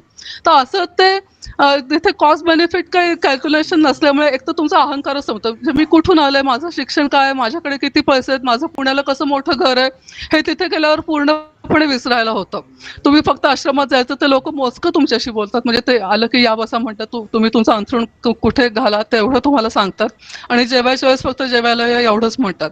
तिथे सगळ्यांची अशी पंगत बसलेली असते, कोणीही तिथे आपोआप म्हणजे उत्स्फूर्तपणे लोक शिस्त पाळतात, म्हणजे सगळ्यांना वाढून झाल्याशिवाय कोणीही जेवायला सुरुवात करत नाही. मग तिथे लोक चांगल्या एक प्रार्थना म्हणतात की ती अतिशय सुंदर प्रार्थना आहे, म्हणजे ती ऐकली की खूप मनाला बरं वाटतं. आणि माझ्या शेजारी कोण बसलंय हे मला अजिबात म्हणजे त्याचं चॉईस नसतं, की म्हणजे माझ्या शेजारी कोणीही बसू शकतं आणि तिथेच तुमचा अहंकार संपतो, म्हणजे मी कोण हे तुम्हाला तिथे पूर्णपणे विसरायला होतं. आणि अशी ती जर्नी आपली म्हणजे स्पिरिच्युअल जर्नी तिथे सुरू होते. आणि मला असं वाटतं की हिंदू धर्माची फार मोठी गिफ्ट त्यांनी आपल्याला दिली आहे. म्हणजे फक्त या नदीवर परिक्रमा होते, जगात कुठल्याही नदीवर अशी परिक्रमा होत नाही, कुठल्याही धर्मामध्ये असं परिक्रमा करण्याचं पद्धत नाही आहे, फक्त आपल्या हिंदू धर्मात आहे. आणि ती एक प्रकारची सायकोथेरपी आहे असं मला नंतर लक्षात आलं, कारण इतके लोक तुमच्याशी प्रेमाने वागतात, आदराने वागतात, इतकं इतकं प्रिस्टीन फॉरेस्टमध्ये तुम्ही चालता, एका बाजूला स्वच्छ सुंदर नदी, पवित्र नदी वाहत असते आणि अशा याच्यामध्ये तुम्हाला तुमचं मनस्थिती सुधारली नाही तरच नवल. म्हणजे मी पुण्यात आल्यावर कित्येक जणांना म्हटलं की तुम्हाला घरात कंटाळा येतोय का, घरात तुमची भांडण होत आहे का, सरळ उठा आणि परिक्रमा करायला जा. थोडे दिवस करा, कारण खंड परिक्रमा सुद्धा त्यांना मान्य आहे, म्हणजे 10 दिवस चाला, 15 दिवस चाला, महिनाभर चाला, पण त्या वातावरणात जर तुम्ही गेलात आणि लोक जर तुमच्याशी इतके प्रमाणे वागत असतील ना, तर तुम्हाला खरंच म्हणजे कुठल्याही सायकियाट्रिस्टकडे जायची अजिबात गरज नाही. तर असं सगळं पुन्हा आणखीन एक महत्त्वाचं ऑब्झर्वेशन म्हणजे मी 6 महिने तिथे चालले, माझं एकदाही पोट बिघडलं नाही, मला कुठलाही आजार झाला नाही आणि लोक अजूनही नर्मदेचं डायरेक्ट पाणी पितात. म्हणजे तिथे कुठलेही फिल्ट्रेशन प्लांट लावलेलं नाही, कुठे आरो लावलेलं नाही, काहीही केलेलं नाही. म्हणजे हे जे नदीची ही पवित्रता आहे ती अशी तुम्हाला दिसून येते. शिवाय प्रत्येक आश्रमात काय, प्रत्येक आश्रम काय असं तुमचं 5 स्टार आश्रम नाही, तिथे अगदी काही ठिकाणी तर अगदी म्हणजे गाईच्या शेणाने सारवलेल्या जमिनी आहेत, पण तुम्हाला अगदी शांतपणे तिथे झोप लागू शकते. म्हणजे तुम्ही तुमच्या घरात टाईल्सवर झोपून बघा, तुम्हाला रात्रभर अशी झोप नाही लागणार, पण तिथे मात्र तुम्हाला शांतपणे झोप लागते. म्हणजे आपल्या संस्कृतीत जे गोमाता, तुलसी माता हे जे शब्द आहेत ना, ते अजिबात म्हणजे त्याच्या मागे काहीतरी पर्पज आहे, म्हणजे असं गंमत म्हणून आलेले शब्द नाहीत. म्हणजे गोमाता म्हणजे ती खरंच तुम्हाला अनेक प्रकारे ती उपयुक्त अशी आहे, म्हणून ती माता आहे आपली. तुलसी माता सुद्धा म्हणजे तुळस ही खरंच आपल्याला अनेक प्रकारे उपयुक्त आहे, म्हणून ती आपली माता आहे. तीच गोष्ट नदीची, म्हणजे नदीला सुद्धा आपण माताच म्हणतो. तर असं अनेक प्रकारे ह्या सगळ्या आपली काळजी घेतात, म्हणून त्या आपल्या माता आहेत. आणि असे एक उलगडे आपल्याला हे परिक्रमा करताना लक्षात येतात की अरे हे खरंच हा शब्द उगाच नाही आलेला, गोमाता हा शब्द अजिबात उगाच नाही आलेला. हे जे साक्षात्कार होत जातात ना, ते परिक्रमे तुम्हाला तुमचं असं ज्ञान तुमचं आपोआप वाढू शकतं. आणि हेच म्हणजे मला वाटतं की माझ्यामध्ये हा बराच बदल ह्या परिक्रमेमध्ये घडून आला. तर मी जसं म्हणालो सायकोथेरपी आहे, तर आणखीन एक महत्त्वाचा मुद्दा आहे सोशल रेलेव्हन्स. म्हणजे मी जेव्हा कुठल्या आश्रमामध्ये जाते तेव्हा मला माझं नाव विचारलं जात नाही, माझी जात विचारली जात नाही. म्हणजे डिस्क्रिमिनेशन शून्यच आहे ना. म्हणजे जे आपल्या हिंदू धर्मावर एक टीका होते की तुम्ही जातीभेद फार करता, तर इथे तुम्हाला सरळपणे दिसतं की इथे कुठलाही जातीभेद होत नाही. सगळे लोकांना सारखं वागवलं जातं तिथे. इव्हन मला माहिती नाही, पण फॉरेनर लोक तर येतात. म्हणजे अगदी मुस्लिम आणि ख्रिश्चन लोक तर म्हणजे मीच पाहिलेले आहेत, पण कदाचित मुस्लिम लोक पण येत असतील. पण म्हणजे तिथे कोणीही कुणाला असं विचारत नाही की बाबा तुझी जात काय, तुझा धर्म काय. आणि एक प्रकारे हे सगळ्यांना सामावून घेतलेली परिक्रमा आहे. म्हणजे ह्या फोटोमध्ये जे दिसतात ते दुर्दैवाने त्यांचं असं की ते होशंगाबादच्या जवळ नदी किनारीच राहत होते आणि बॅकवॉटरमुळे त्यांची ती झोपडी बुडाली. म्हणजे ते जन्मापासून ते पायाने अधू आहेत. तर ते म्हणतात की काय नाही, आता माझी 5वी परिक्रमा झाली, म्हणजे मला तर राहायला घर नाही आणि मी असंच एका गावातून दुसऱ्या गावात मी जात राहतो आणि मी आता माझं आयुष्य असंच काढणार. आणि हे म्हणजे सगळ्यांना हे सामावून घेते ही मजा. म्हणजे तिथे कोणी त्याला असं म्हणत नाही की तू परत इथे काय येतोस, फुकट जेवायला येतोस का. म्हणजे हे तुम्हाला असे शब्द महाराष्ट्रात ऐकायला मिळतील, पण तिथे तुम्हाला असं अजिबात काही कोणी असं बोलत सुद्धा नाही अशा भाषेमध्ये. आणि हे सगळं म्हणजे भयंकर ही पॉझिटिव्ह एनर्जी क्रिएट होते यामध्ये की हा माझा भारत आहे, ही माझी संस्कृती आहे आणि याचा मला प्रचंड अभिमान वाटतो. हे सगळं तिथे गेल्यावर मग खरं ते म्हणजे जाणवतं हे सगळं आपल्याला. आणि अर्थातच तिथे कुणावर फेवरेटिझम होत नाही. म्हणजे मी कुठल्या घरातली दिसते, चांगल्या घरातली दिसते, श्रीमंत दिसते, असं त्यांच्या मनात विचार सुद्धा येत नाहीत. किंवा ते असे आश्रमामध्ये जेव्हा तुम्ही जाता तेव्हा ते सूचक असे उभे पण राहत नाही तुमच्यासमोर की आता आमच्या इथे राहायला तुम्ही, आता आम्हाला काही दान दक्षिणा द्या, असं ते म्हणत म्हणजे ते उभं सुद्धा राहत नाहीत आपल्यासमोर. आणि हे म्हणजे प्रचंड ग्रेट आहे. म्हणजे मी फार हे सगळं बघून इम्प्रेस झाले, की अरे काय आपली संस्कृती आहे. म्हणजे अतिथी देवो भव हे खरोखर तिथे अनुभवायला मिळतं तुम्हाला. आणि अर्थातच क्राईम रेट तिथे शून्य आहे. कारण तिथे काही म्हणजे पैसे लागतच नाहीत. म्हणजे तर कोण चोरणार आणि कशासाठी चोरणार? असं ते सगळं तिथे बघायला मिळतं. आणि ह्या सगळ्याचा प्रचंड म्हणजे माझ्या मनावर तरी खूप परिणाम झाला. म्हणजे एक तर प्रचंड शांती मिळते आपल्याला, की आपल्या डोक्याला कसलं टेन्शनच नाहीये. मी मी कोण हे विसरायला होतं तिकडे गेल्यावर. तिथे कुठलाही बिझनेस ॲटिट्यूड तुम्हाला बघायला मिळत नाही. मिळतं ते फक्त प्रेम मिळतं, आदर मिळतो. आणि हे आपल्याला एक सेल्फ एनालिसिस करायची संधी मिळते. म्हणजे तुम्ही जेव्हा एकटं चालता तेव्हा आपोआपच तुम्ही स्वतःशी बोलत राहता. आणि ते प्रसाधन हा जो शब्द आहे तो चित्त प्रसाधन अशा प्रकारे तो घडतो. कारण हा शब्द मी मुद्दाम वापरला कारण पतंजली योगसूत्रामध्ये हे दिलेलं आहे चित्त प्रसाधन. म्हणजे यातले 4 महत्वाचे शब्द म्हणजे मैत्री, करुणा, मुदिता आणि उपेक्षा. तर ह्याचा अर्थ थोडक्यात असा आहे की जर तुम्हाला चांगली लोक भेटली तर तुम्ही त्यांच्याशी मैत्री करा. तिथे तुम्हाला दुःख दिसतंय तर तिथे तुमच्या मनात सुद्धा करुणा निर्माण होऊ दे.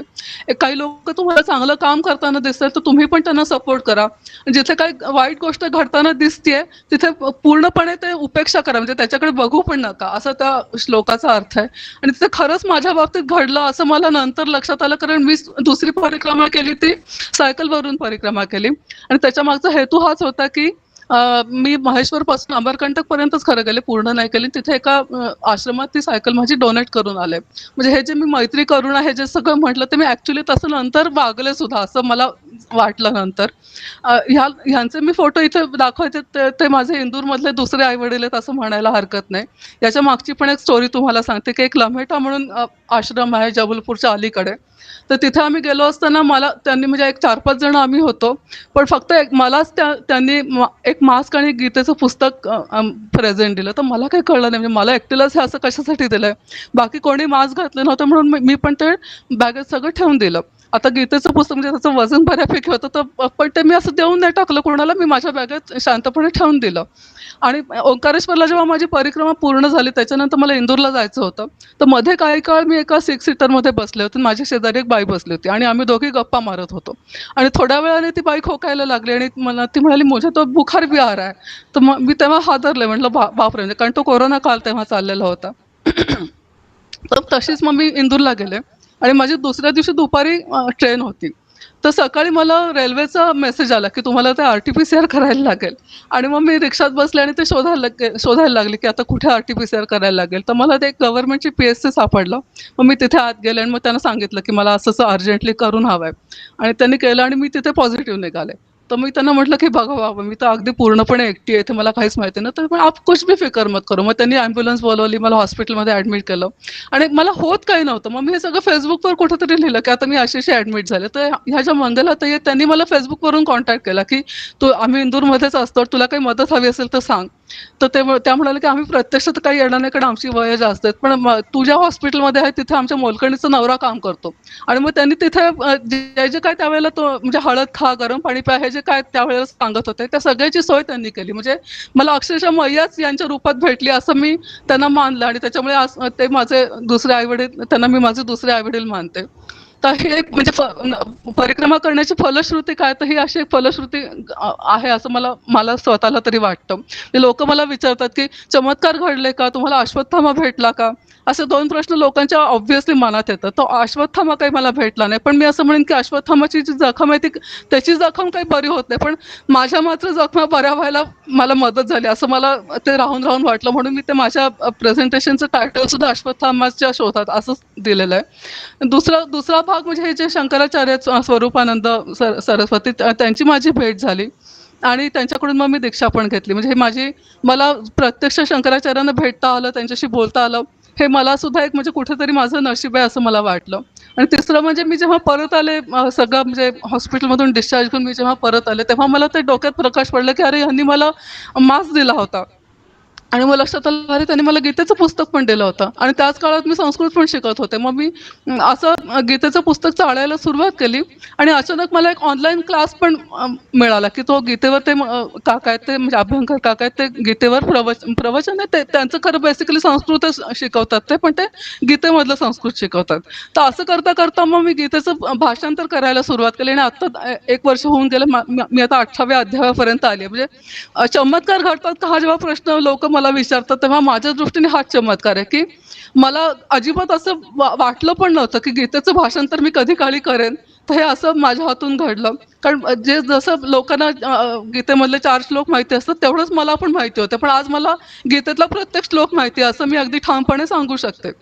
तर त्याच्यानंतर मी जी सायकलवरून परिक्रमा केली तिथले माझे पिक्चर्स आहेत. तर मी फक्त सायकलवरून गेले नाही तर मधुमक्खी बचाव असं एक लोकांना अवेअर सुद्धा म्हणजे क्रिएट केला.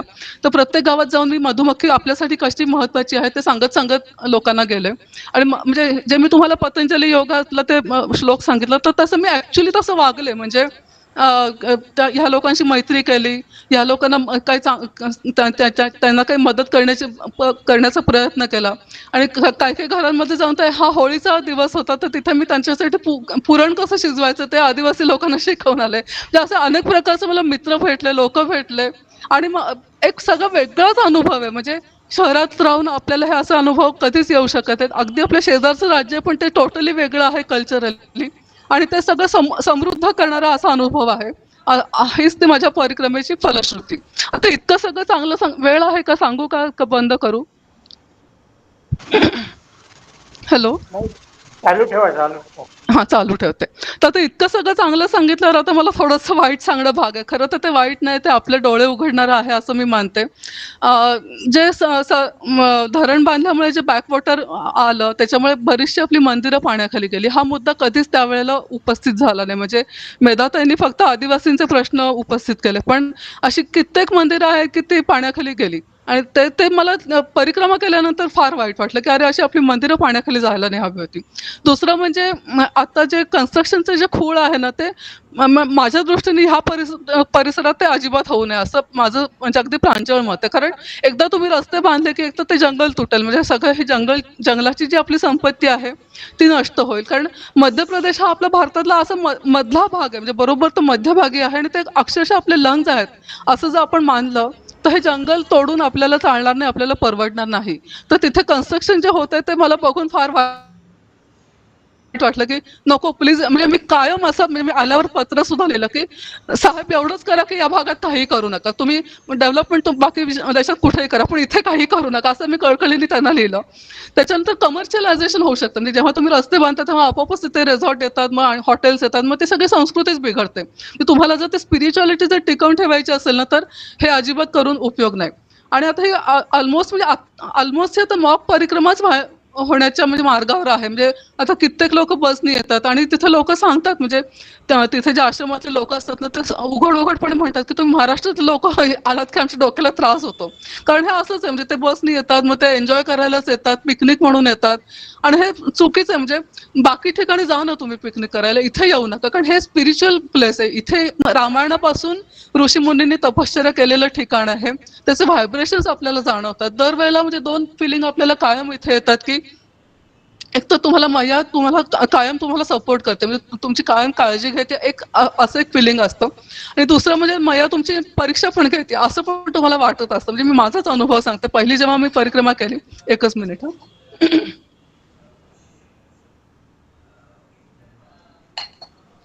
पहिली जेव्हा मी परिक्रमा केली तेव्हा मला असं नॉमिनल पाय दुखले वगैरे असं त्रास व्हायचे. मग त्यावेळेस अचानक कोणीतरी यायचं आणि मग ते म्हणायचं दीदी चलो हमारे घर चाय पिणे चलो. मग तेवढं माझ्या पायाला आराम मिळायचा. मग मी एकदा जंगलातून चालत होते तर मला समोर असा कोल्हा आला. मग मी प्रचंड घाबरले. मग मी तशीच थांबून राहिले. मग थोड्या वेळाने तो कोल्हा निघून गेला.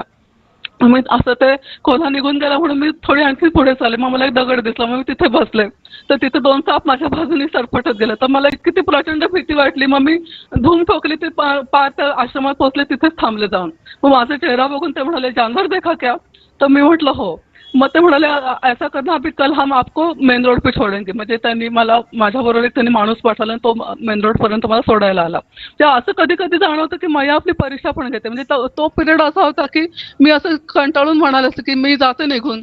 तर असं नाही, आपण तर नेटाने परिक्रमा करत राहायची. म्हणजे ते आपल्याला नंतर लक्षात येतं की अरे हे आपली परीक्षा होती, हे सगळं घडलं ते. आणि मग ते पण लोक आपली काळजी पण घेत असतात. म्हणजे तिथले ते लोक मला म्हणाले की तुम्ही आता एकटं नाही जायचं, आम्ही कोणीतरी तुम्हाला सोडायला येतो. म्हणजे हे त्यांना असं करायचं काय कारण होतं, पण काही नाही, ते सगळं आपल्यासाठी करतात. नंतर दुसऱ्या वेळेस जेव्हा मी सायकलवरून गेलो तेव्हा एक नदी क्रॉस करायची वेळ आली आणि तेव्हा मी एकटीच होते, मी पण तिथे एक माणूस बसलेला होता. तो म्हणाला मैं आपको पार करा के देता हूं. मग तो माझी सायकल पलीकडे नेऊन सोडून आला. मग माझं सामान त्यांनी तिकडे पलीकडे पोहोचवलं. मी म्हटलं आता मी पोहते, ते मला चालेल. नाही नाही, आप ऐसे नहीं करना, आप मेरा हात पकड के चलो. मग तो मला हात पकडून पुढच्या पलीकडच्या काठापर्यंत घेऊन गेला. आणि मग नंतर तो म्हणाला की कल महात्मा कल ही यहाँ से बह गया. म्हटलं बापरे. मग तो म्हणून मी तुम्हाला सांगत होतो की एकटा अजिबात इथून यायचं नाही. म्हणजे ही पण अशी माझी परीक्षाच होती की आता असं सगळं घडल्यावर मी कदाचित परत येईन, पण मी नाही, तसं मी केलं नाही. मी करत राहिले माझी परिक्रमा. आणि हा सगळा माझा अनुभव मी एका माझ्या माताजींना सांगत होते की असं असं माझ्या बाबतीत घडलं. तर मग त्यांनी मला त्यांचा अनुभव सांगितला की त्या जेव्हा चौथी परिक्रमा करत होत्या तेव्हा त्या अमरकंटकच्या जंगलामध्ये अशाच रस्ता चुकल्या. आणि मग साधारण दुपारचे 4 वाजले होते. मग त्यांच्या लक्षात आलं की आपण आता इथून काय म्हणजे पुढे जाऊ शकणार नाही, आपल्याला रात्री आता इथेच राहावं लागणार आहे. मग त्यांनी थोडा विचार केला की आपण कुठेतरी बसायची जागा शोधूयात. मग त्यांनी एक दगड वगैरे असं शोधला. मग त्यांना एक जळतं लाकूड सापडलं. मग त्यांनी विचार केला की ठीक आहे, मी असं काही काड्या काटक्यावर गोळा करून एकीकडे जाळत रात्र काढीन बाबा. मग त्यांनी ते तसं करायला सुरुवात केली. म्हणजे हे इथपर्यंत सगळं ठीक आहे. पण रात्र जेव्हा झाली तेव्हा समोरनं एक अस्वल येताना त्यांना दिसलं. आणि मग त्यांनी काय, त्यांची चौथी परिक्रमा ती चालू होती. म्हणजे त्यांची ती स्पिरिच्युअलिटी तेवढी त्या लेवलची होती. तर मग त्या काय नाही, शांतपणे डोळे मिटून बसून राहिल्या. आणि जेव्हा त्यांनी डोळे उघडले तेव्हा ते अस्वल निघून गेलेलं होतं. म्हणजे मी मनात म्हणले की बापरे, म्हणजे 4थ्या वर्षाचा सिलेबस जरा जास्तच अवघड आहे का काय. तर हे असं सगळं तिथे अनुभव येतात. आणि हे जर तुम्हाला अनुभव घ्यायचे असतील ना तर तुम्ही चालत जा. म्हणजे किंवा मी सायकलवरून केले तर त्याचा पण एक वेगळा अनुभव होता की मला ती नदी क्रॉस करायला लागली वगैरे असं. तर हे तुम्ही स्वतःच्या शरीराला जेव्हा कष्ट द्याल ना तेव्हाच तुम्हाला असं काहीतरी अनुभव येतात, असं एक साधारण मला वाटलं ते सगळं केल्यानंतर. बसमध्ये बसून तुम्हाला नक्कीच हे असं काही दिसणार नाही.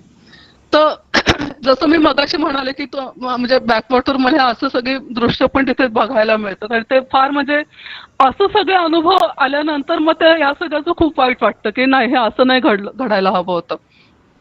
असे रस्ते पाण्याखाली गेलेले असतात. आणि सँड मायनिंग हा तर प्रत्येक नदीला मिळालेला शाप आहे. म्हणजे हे नर्मदा नदीच्या काठी पण तुम्हाला दिसतं. आणि आपण नदी टिकवली पाहिजे. जसं म्हणजे मी सुरुवातीला म्हटलं की नदी ही डिवाईन आहे आणि त्याचं फक्त पाणी म्हणून आपण त्याच्याकडे बघितलं नाही पाहिजे. तर एक म्हणजे संगम हा सुद्धा एक आपल्याकडे कॉन्सेप्ट आहे की तिथे 2 नद्यांचा लाभ आपल्याला मिळतो, म्हणून संगमामध्ये आंघोळ करणं पवित्र मानलं जातं. तर आपण नदी नाही टिकवली, आपण आपलं जंगल नाही टिकवलं तर हे सगळं आपलं म्हणजे आपलं भारतीय तत्वज्ञानच नष्ट होईल, असं मला ते सगळं बघून भीती वाटली. कारण संन्यासी लोकांना तपश्चर्या करायला शांत जागा, जंगल हे असलंच पाहिजे. ते तुमच्या डेव्हलप शहरामध्ये मेट्रोमध्ये बसून हे असं काही होऊ शकत नाही. तेव्हा आपण आपलं सगळं वाचवलं पाहिजे. एवढी मी माझ्या मैयाकडे मनापासून प्रार्थना करते की आम्ही मूर्ख आहोतच, पण निदान तू तरी आम्हाला बुद्धी दे बाबा, आणि हे तुझं सगळं पावित्र्य असंच टिकू दे. आणि आता इथे थांबते मी.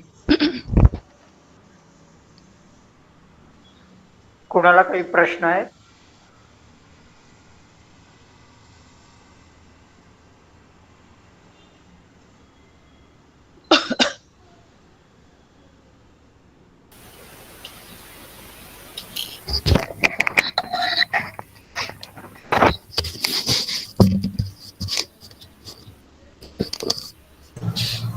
प्रश्न नाहीत पण मला नाही, प्रेझेंटेशन थांबवा तुम्ही. हो थांबवलं. मला वाटतं तुम्ही व्हिडिओ ऑन केला तर बरं पडेल. हो करते. बोल.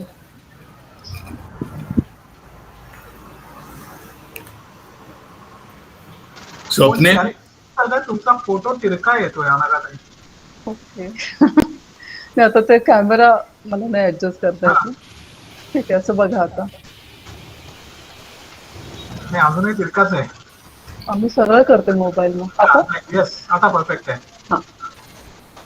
बोला श्रीकांत काका. अनघाताई नमस्कार, मी श्रीकांत नमस्ते. आठवले. नमस्ते. फारच अभ्यासपूर्ण सादरीकरण केलं, अभिनंदन. आणि नर्मदे हर. नर्मदे हर. एकट्याने पायी चालून परिक्रमा करण्याचा मुख्य फायदा म्हणजे स्वसंवाद, हे मला फारच भावले.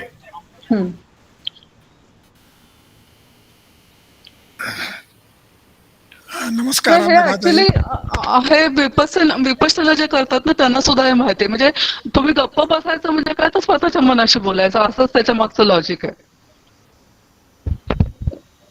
तुम्ही घर नदी मार्गे क्रॉस करण्याबद्दल नर्मदा कशी ओलांडतात?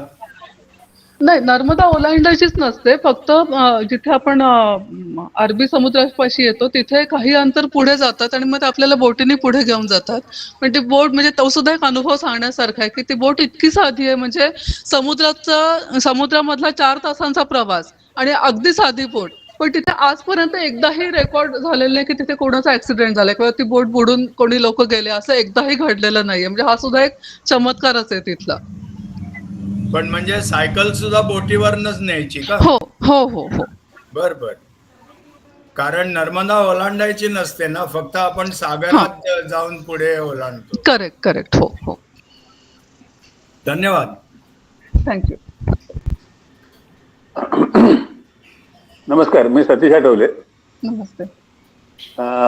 जगन्नाथ कुंटेंनी जे एक पुस्तक लिहिलं होतं पहिले, म्हणजे माझ्या वाचनात नर्मदेवरचं गोनी दांडेकरांचं ती कादंबरी सोडली, ऍक्च्युअल जे अनुभवाचं पुस्तक होतं ते जगन्नाथ कुंटेंचं पुस्तक खूप प्रसिद्ध होतं आणि ते बऱ्याच चांगल्या वाचत होता. त्यामध्ये त्यांनी तो आपल्या सातपुड्यातील जंगलातला जो अनुभव लिहिलेले आहेत, बरोबर, की त्या ठिकाणी तुम्हाला तिथले जे भिल्ल लोक आहेत ते तुम्हाला तिथनं जाताना बराच त्रास होत होता. म्हणजे पूर्वी, अर्थात हे जगन्नाथ कुंटेंनी पुस्तक लिहिलं ते पुष्कळ पूर्वीचं होतं. हा त्रास तुम्हाला कधी जाणवला का तुमच्या दोन्ही परिक्रमा? त्याच्याबद्दल सांगते मी.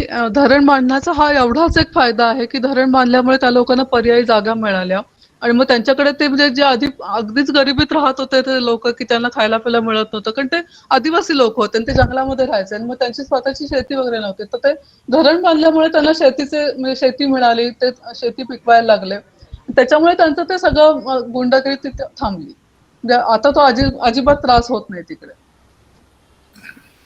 मी पण ऐकलेलं की त्या काळात म्हणजे लोकांचे अगदी कपडे सुद्धा ते काढून घ्यायचे, कारण त्यांना काही गरज होती. तर आता ते तसं राहिलं नाही. त्यांना भरपूर पैसे मिळाले, जमीन मिळाली, त्याच्यामुळे आता तो त्रास पूर्ण थांबला.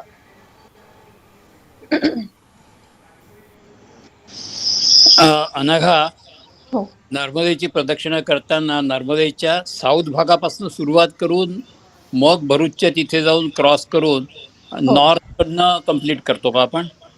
नाही, तसं नियम असा काही नाही. म्हणजे तुम्ही कुठल्याही किनाऱ्यापासून सुरू करू शकता. म्हणजे पूर्वी लोक अमरकंटक पासून करायचे, मग कदाचित तिथे तिथपर्यंत जायला त्रास होतो असं काही कारण असेल म्हणून लोक ओंकारेश्वर पासून आता करतात जास्त.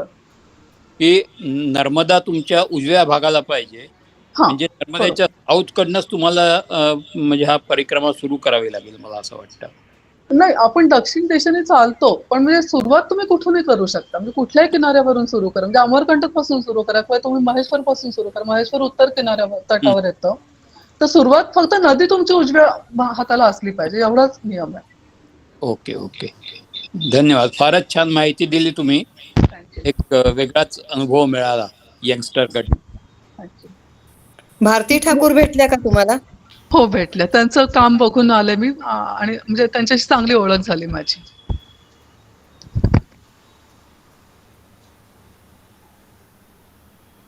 मुळात मी गंमत म्हणून गेले होते. मला ऍब्सोल्युटली काहीही माहिती नव्हतं, पण माझ्यामध्ये इतकं सगळं ट्रान्सफॉर्मेशन आलं. म्हणजे मला भारतीय संस्कृती, तत्वज्ञान, गीता हे सगळं याच्यानंतर मी सगळं शिकले आणि आता मला म्हणजे बऱ्यापैकी ह्याच्यामध्ये मी पुढे गेले. म्हणजे हेच माझं परिक्रमेचं हेच माझं फळ मिळालं मला, असं मी म्हणेन. बाकी मला अजूनही असं अमक्या देवळात जा, तिथलं कुंकू लावा किंवा तिथे पूजा करा, महाआरती, महाप्रसाद अशा गोष्टीत काही अजिबात इंटरेस्ट नाही. म्हणजे हे सगळं वेडेपण आहे हा. म्हणजे आपल्या 6 भारतीय दर्शनांमध्ये कुठेही असं लिहिलेलं नाही.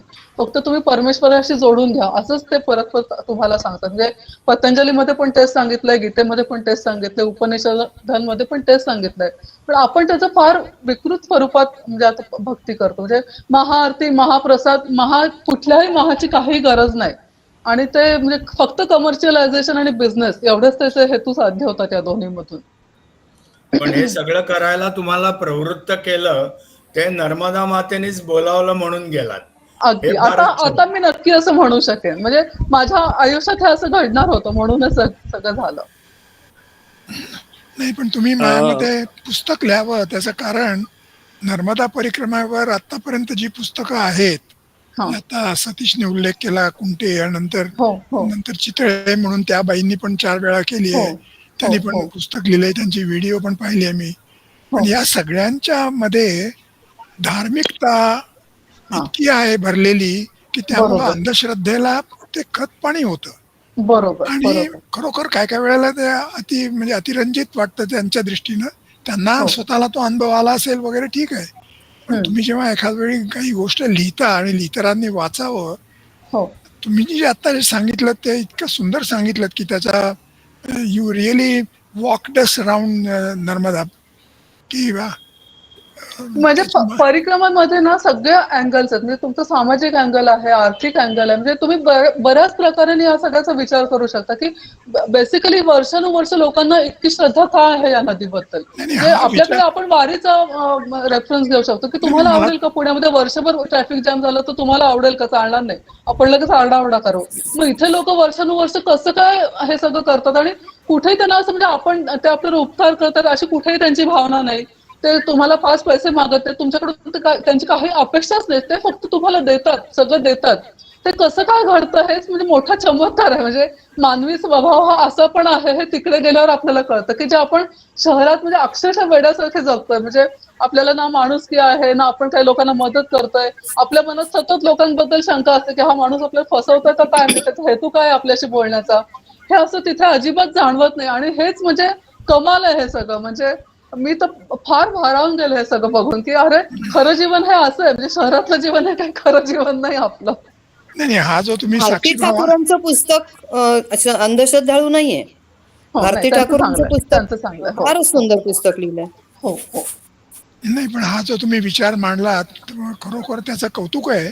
कारण ही हां. परिक्रमा करत असताना तुम्ही तो आपला विचार जागृत ठेवलात आणि हो, त्या अनुषंगानं तुम्ही ह्या सगळ्या गोष्टी पाहिल्यात हो. आणि त्या आज आमच्याशी शेअर केल्यात. खरोखरच छान थँक वाटलं. ते मुळात मी सायन्स स्टुडंट आहे. त्याच्यामुळे मला असं कुठली गोष्ट म्हणजे अशी पटकन विश्वास नाही ठेवता येत. पण तरी मी म्हणते, की या गोष्टींचं कुठलंही शास्त्रीय कारण मला देता येत नाही. पण तरी मी म्हणते, की हो तिथे मैया आहे, तिथे काहीतरी तुम्हाला दैवी अनुभव येतात. हे मी पण आज मान्य करते. पण त्याच्या आहारी नाही जात. म्हणजे मी हा नदीकडे मी नदी म्हणूनच बघते, की त्याचं संवर्धन झालंच पाहिजे. नदी आपण स्वच्छ ठेवलीच पाहिजे. म्हणजे उद्या अशी नाही वेळ आली पाहिजे, की बिसलरीच्या पाण्याने तुम्ही शंकराच्या पिंडीवर अभिषेक करताय. अशी वेळ येऊ नये आपल्यावर. एवढंच मला मनापासून वाटतं. त्याच्यासाठी ती नदी तुम्ही पवित्र ठेवलीच पाहिजे. हे मला शास्त्रीय दृष्ट्या पटतं. नाही, अनेक लोक शास्त्राचा अभ्यास करतात पण कुठे ना कुठे त्यांची पाय पाय घसरते आणि हां. शेवटी ते शास्त्र विसरतात. बरोबर. आणि मग त्याला कारण काही असू शकतील. हो. पण माझं म्हणजे तुमचं हे कौतुक आहे. इव्हन एक साधू संन्यासांबद्दल म्हणजे म्हणजे मला स्वतःला इतकं गंमत वाटलं. म्हणजे परमहंस हा शब्द मला असं वाटायचं की नाव आहे. म्हणजे रामकृष्ण परमहंस हे त्यांचं नाव आहे. पण ते असं नाही. परमहंस म्हणजे श्रेष्ठ राजहंस. राजहंसाबद्दल असं म्हणतात की त्याला दूध आणि पाणी याचा फरक करता येतो. आणि तशी ती सिद्धी त्या परमहंसांना असते म्हणून त्यांना ते परमहंस म्हणतात. आणि भारतामध्ये साधारण 25 एकच परमहंस आहेत हे पण मला कळलं. म्हणजे हे विलक्षण आहे हे सगळं. म्हणजे आता बरोबर आहे, मला ते बरोबर आहे. सिद्धी असते आणि ते चमत्कार करू शकतात हे मला प्रत्यक्ष बघितल्यावर आता माझा विश्वास बसतो की हो काहीतरी हे सगळं आहे बाबा. म्हणजे अगदीच काही हे चुकीचं नाहीये. इव्हन अनघा आता मी ऐकलं होतं की बोला. त्या निर्जन प्रदेशात मध्येच तुम्हाला एखादी लहान मुलगी वगैरे दिसते हो, हो, आणि मग हो. थोड्या वेळाने ती गायब होऊन जाते वगैरे असं काही नाही अनुभव गायब नाही झाली. मला स्वतःला असा अनुभव आला की एका गावातून मी म्हणजे दुपारी 2 वाजता जेवण करून निघाले आणि ते एक छोटंसं गाव पुढे लागलं. तर दुपारची वेळ असल्यामुळे सगळी दारं वगैरे बंद होती आणि 2 रस्ते दिसले. म्हणजे एक उजवीकडे रस्ता वळत होता आणि एक मोठा रस्ता पुढे जात होता. तर ऑब्व्हियसली मला मोठ्या रस्त्याने पुढे जावंसं वाटलं कारण तो रस्ता चांगला दिसत होता. थोडंसं पुढे अंतर चालून गेले मी आणि तिथे एक छोटीशी मुलगी अचानक माझ्या समोर आली. ती कुठून आली ते मला कळलं नाही. पण ती म्हणाली, "दीदी आप गलत रास्ते से जा रहे हो." म्हटलं कसं काय? म्हणजे आता तिच्यावर मी कसा विश्वास ठेवायचा कारण ती हार्डली 6-7 वर्षाची होती. मग मी तिच्याशी काहीतरी 2 मिनिटं असं बोलत होते, की "तू कुठे राहते? काय करते?" वगैरे असं. आणि मग माझा काही तिच्यावर विश्वास बसत नाही असं साधारण मग तिलाही वाटलं आणि मलाही असं कळत नव्हतं, की ती म्हणते तसं ह्या रस्त्याने जाऊ का असंच पुढे जाऊ. तर तेवढ्यात एक मोटरसायकलवरून आणखीन एक मुलगा आला आणि तो म्हणाला की नाही ये ठीक बता रही आप वहीं से जाना. आणि मग मी त्या म्हणलं ठीक आहे. मग मी त्या मुलीला म्हटलं बरं झालं तू मला भेटलीस, तू भेटली नसतीस तर माझं काय झालं असतं, असं पण मी तिला म्हटलं. त्या मुलीने इतकं सुंदर मला स्माईल दिलं की ते आजही मी विसरू शकत नाही. आणि त्या रस्त्याने मी पुढे गेले आणि 4 तास मी एकटी जंगलात चालत होते. आणि मग नंतर माझ्या डोक्यात प्रकाश पडला की हा जर रस्ता मी चुकले असते तर आज मी जिवंत राहिले नसते. म्हणजे हे जे काय मला कळलं ते म्हणजे मी अक्षरशः घळाघळा रडले. त्या पुढच्या आश्रमात जिथे गेले ना त्या स्वामींसमोर बसून मी अधिक घळाघळा रडले. मग ते म्हणाले की शांत हो जाओ पहिले. मग त्यांना हे सगळं सांगितलं. मग ते म्हणाले की हो तुला मर्यास्ती दिसली असं तू समज आणि आता पुढे चालायला लाग. की असे हा अनुभव मला स्वतःला आलेला आहे. आणि म्हणजे जिथे आजही मी पायी तिचा चेहरा जिथे आजही मी पायी तिचा जाणं चेहरा इतकं विसरलेली त्रासदायक नाही. आहे, नाही तर पायी तिथे जाणं सायकल त्रासदायक घेऊन आहे असं सायकल घेऊन जाणं म्हणजे आणखीनच कठीण नाही. पण. सायकलसाठी दुसरा म्हणजे रस्ता वेगळा. पण काय अच्छा, मी मुद्दाम गावांमध्ये गेले कारण ठीक मला आहे. गावातल्या हां, लोकांशी हां. बोलायचं होतं. ओके, पण ओके. नाही तर मग जनरली लोक हायवेवरून जातात. पण मग तिथे फार तुम्हाला अनुभव येते. मी गावागावांमधून गेले म्हणून मला ते नदी क्रॉस करणं हे सगळं करावं लागलं. ठीक आहे, ठीक आहे. छान डॉक्टर होतं अंगा, तुमचं प्रेझेंटेशन. अगदी मजा आली थँक्यू ऐकून. थँक्यू. एक विनंती अशी आहे की आता हे जे तुम्ही सांगितलं ना, हां मला खरं म्हणजे त्या परिक्रमेमध्ये कुठे काय कसं जाणं काय वगैरे ह्याच्यामध्ये पेक्षा सुद्धा तुम्ही जो मानवी अँगलच्या ह्याच्या तुमच्या आत्ताच्या प्रदर्शनात दाखवला, हं, हे जर तुम्ही पुस्तक लिहित असाल किंवा एक सिरीज जर लिहित असाल हं, तर माझी एक विनंती आहे की आपण ते त्रैमासिक करतोय सुसंवाद म्हणून, हं. त्याच्यामध्ये जर आपण दर मासिकाला एक असं शॉर्ट 300-400 तुम्ही जर शब्दांमध्ये फेसबुकवर एक असाल ना अनुभव. तर फेसबुकवर असेल तर अश्वत्थामाच्या शोधात असं एक माझे 40 लेख आहेत. आणि म्हणजे जेव्हा मी चालत गेले त्याच्यावरचे सुद्धा लेख लिहिलेले आहेत. म्हणजे मैयाची पुनर्भेट असं पण एक हॅशटॅग दिलेला आहे. मी ते तुम्हाला सगळं संकलित करून पाठवू शकते. म्हणजे ते तुम्हाला वाचता येईल. त्याची पीडीएफ माझं फाईल म्हणणं पण काय आहे आहे की माझ्याकडे. आपण तुम्ही जर एक भाग जरी पाठवला, म्हणजे आता तुम्ही बरं. जसे 40 लेख पाठवले, एक हां. भाग जरी आम्हाला दिला तर आपण ओके. प्रत्येक अंकात त्याचं मग सिरियल वाईज जसं आपण या अंकात हा पहिला भाग, दुसरा भाग, तिसरा भाग असं करू. कारण चालेल चालेल. हे जे आहे हे आज 40 मिनिटाच्या लेक्चर मध्ये ऐकून हे करण्यापेक्षा एक शब्द रूपाने ते आपल्या समोर जर असेल चालेल तर ते चालेल जास्त अट्रॅक्टिव्ह होईल आणि ते चालेल. परमनंट राहील. सगळ्यात मुख्य म्हणजे ते चालेल. परमनंट राहील. चालेल पाठवते मी तेवढं पाठवते. जरा करा प्लीज. ओके ओके तुमचा फोन नंबर द्या आम्हाला. मी पाठवते. माझ्या वडिलांना सांगते द्यायला, ते देतील तुम्हाला. विनायकजी आभार प्रदर्शन करता.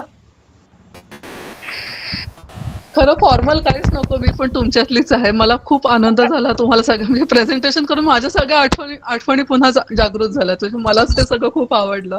आणि मुख्य वेळेचं बंधन आपण पाळलं नाही. म्हणजे 1 तासापेक्षा जास्त झालं. म्हणजे ही परवानगी तुम्ही मला दिली त्याच्याबद्दल मीच तुमचे आभार मानते.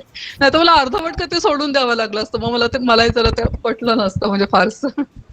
नाही नाही, तुम्ही जेव्हा मला म्हणालात की 60 स्लाइड आहेत, तर मी आणि स्वप्नील दोघेही खरं म्हणजे उडालो होतो.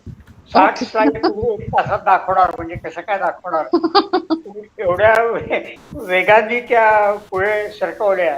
खरोखर एरवी मी 2 तास करू शकते प्रेझेंटेशन, सहज बोलू शकते. पण मग आता ठीक आहे म्हणजे ते कमी केलं थोडंसं. तळमळीने आणि कळकळीने बोलतात. नाही पण त्यांनी सुरुवातीपासून जो स्पीड पकडलेला होता त्यावरून त्यांच्या लक्षात आलं आमच्या की त्यांच्यावर ते वेळेचं मर्यादाचं बंधन आहे ते बहुतेक जाणवत आहे त्यांना. अनघाताई, तुम्ही आज आमच्या या कार्यक्रमामध्ये तुम्ही सहभाग घेतलात आणि आठवले परिवार आणि सांस्कृतिक मंचातर्फे मी तुमचे आभार मानतो. आणि हे म्हणजे तुमचं जे काही प्रेझेंटेशन होतं, जे काही सादरीकरण होतं ते इतकं त्याच्यात बरेचसे मुद्दे पण तुम्ही कव्हर केले होते. म्हणजे बऱ्याच लोकांना नुसतंच नर्मदा परिक्रमा किंवा एक प्रदक्षिणा याच्या व्यतिरिक्त तुम्ही जे काही तुमचे अनुभव त्याच्यातले आलेत किंवा एक म्हणजे मी तर म्हणेन ते एक वेगळं साहस पण आहे की हा एक मोठा जो प्रवास आहे आणि हा एकट्याने तुम्ही सगळीकडे जाऊन प्रत्येक ठिकाणी तुम्ही तिकडच्या त्या कल्चर किंवा तिकडचं ते फूड आणि या सगळ्या ह्याच्यातून पुढे जाणं आणि शेवटपर्यंत पोचणं हा एक खूप म्हणजे अचीवमेंट आहे असं म्हणायला हरकत नाही. तर पुन्हा एकदा तुमच्या सगळ्यांतर्फे आभार आणि खूप खूप अभिनंदन. आणि आम्हाला पण काही तुम्हाला याच्यानंतर कधी काही मार्गदर्शन हवं असेल तर आम्ही जरूर तुम्हाला कॉन्टॅक्ट नक्की नक्की नक्की. Thank you very much. हे अनघताई आपल्याच आहेत, आपल्या परिवारातल्या आहेत. या आपले अध्यक्ष अनिल यांच्या त्या कन्या आहेत, तेव्हा ते राईट. केव्हाही आपल्याला नक्की मार्गदर्शन करतात. आपण आता पुढचं वळूया. काय? नाही, मी तेच म्हणतो, आता आपलं हे ते गीतेचं हे करायचं ना, त्याचं हो स्वप्नीला हो सांगणार होतो मी. हो हो. या यंदा आपण आपल्या या सांस्कृतिक मंचातर्फे गीतेचा 15वा अध्याय पठण करणं अशी एक स्पर्धा घेतली होती. आणि या स्पर्धेमध्ये पाठांतर हा विषय नव्हता. पुस्तक पुढे घेऊन म्हटलं तरी चालणार होतं. स्पष्ट आणि शुद्ध उच्चार आणि लयीत म्हणणं याला महत्व होतं. त्याचा निकाल मी तुम्हाला वाचून दाखवतो. स्पर्धेसाठी एकूण 4 वयोगट केले होते. 8 ते 16 वर्ष, 17 ते 30, 31 ते 60 आणि 60च्या पेक्षा पुढचे, अशा 4 वयोगटामध्ये विभागून ही स्पर्धा घेतली होती. मला माहिती आहे की काही जण या ठिकाणी उपस्थित आहेत, तो निकाल ऐकण्याकरता उत्सुक असतील. 8 ते 16 वर्ष या वयात प्रथम क्रमांक ज्याला मिळालेला आहे त्याचं नाव आहे श्रीहान दत्तात्रय सोमण, डोंबिवली. द्वितीय क्रमांक ज्याला मिळालेला आहे ती बहुतेक त्याची बहीण आहे, शर्वणी दत्तात्रय सोमण, डोंबिवली. आणि तिसरा क्रमांक ज्याला मिळालेला आहे त्या आहेत चारुता मंदार आठवले, गुहागर. त्याच्या पुढचा जो वयोगट आहे तो आहे 17 ते 30. यामध्ये 2च एंट्री आल्या होत्या, त्यामुळे दोघांनाच नंबर मिळाले. अद्वैत महेश आठवले, नागपूर, आणि अबोली महेश आठवले, नागपूर. तर या दोघांना, अद्वैतला प्रथम क्रमांक देण्यात आलाय आणि अबोलीला दुसरा क्रमांक मिळालेला आहे. वय 31 ते 60 या वयोगटामध्येही 2च एंट्री आलेल्या होत्या. त्यापैकी पहिलं बक्षीस मिळालंय मंदार अशोक आठवले, गुहागर, आणि दुसरं बक्षीस मिळालंय तेजश्री राजेंद्र आठवले, रावेर. वय वर्षे 60 आणि त्याच्या पुढे या वयोगटामध्ये मात्र जास्त एंट्री आल्या होत्या. यांच्यामध्ये पहिला क्रमांक मिळालाय मंगला शरद सोमण, डोंबिवली. दुसरा क्रमांक आहे वैशाली वसंत आठवले, सातारा. तिसरा क्रमांक आहे उमा सतीश आठवले, पुणे, आणि अंजली अशोक आठवले, गुहागर. तिसऱ्या क्रमांकामध्ये या दोघींनाही समसमान मार्क पडलेत, त्यामुळे उमाताई आणि अंजलीताई यांना विभागून हा तिसरा क्रमांक देण्यात आलेला आहे. सर्व विजेत्यांचं अभिनंदन, आणि ज्यांनी भाग घेतला या स्पर्धेमध्ये त्याही सगळ्यांचं अभिनंदन. रिस्पॉन्स थोडा कमी होता यावेळेला, पुढच्या वेळेला तो वाढावा अशी अपेक्षा आहे. आपण अशा विविध स्पर्धा वर्षभर घेत राहू. यायोगे आपल्याला आपली जी काही स्तोत्र आहेत त्यांची पठणाची सवय लागेल. धन्यवाद. कोणाला काही बोलायचंय?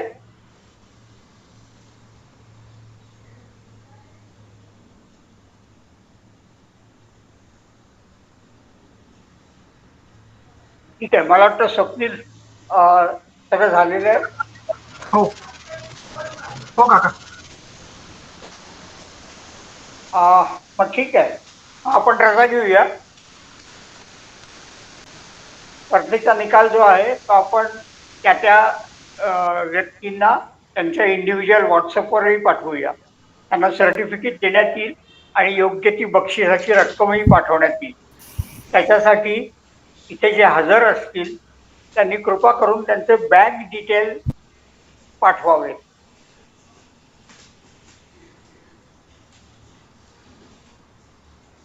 चला, शुभरात्री. शुभरात्री. हो, शुभरात्री. धन्यवाद. धन्यवाद.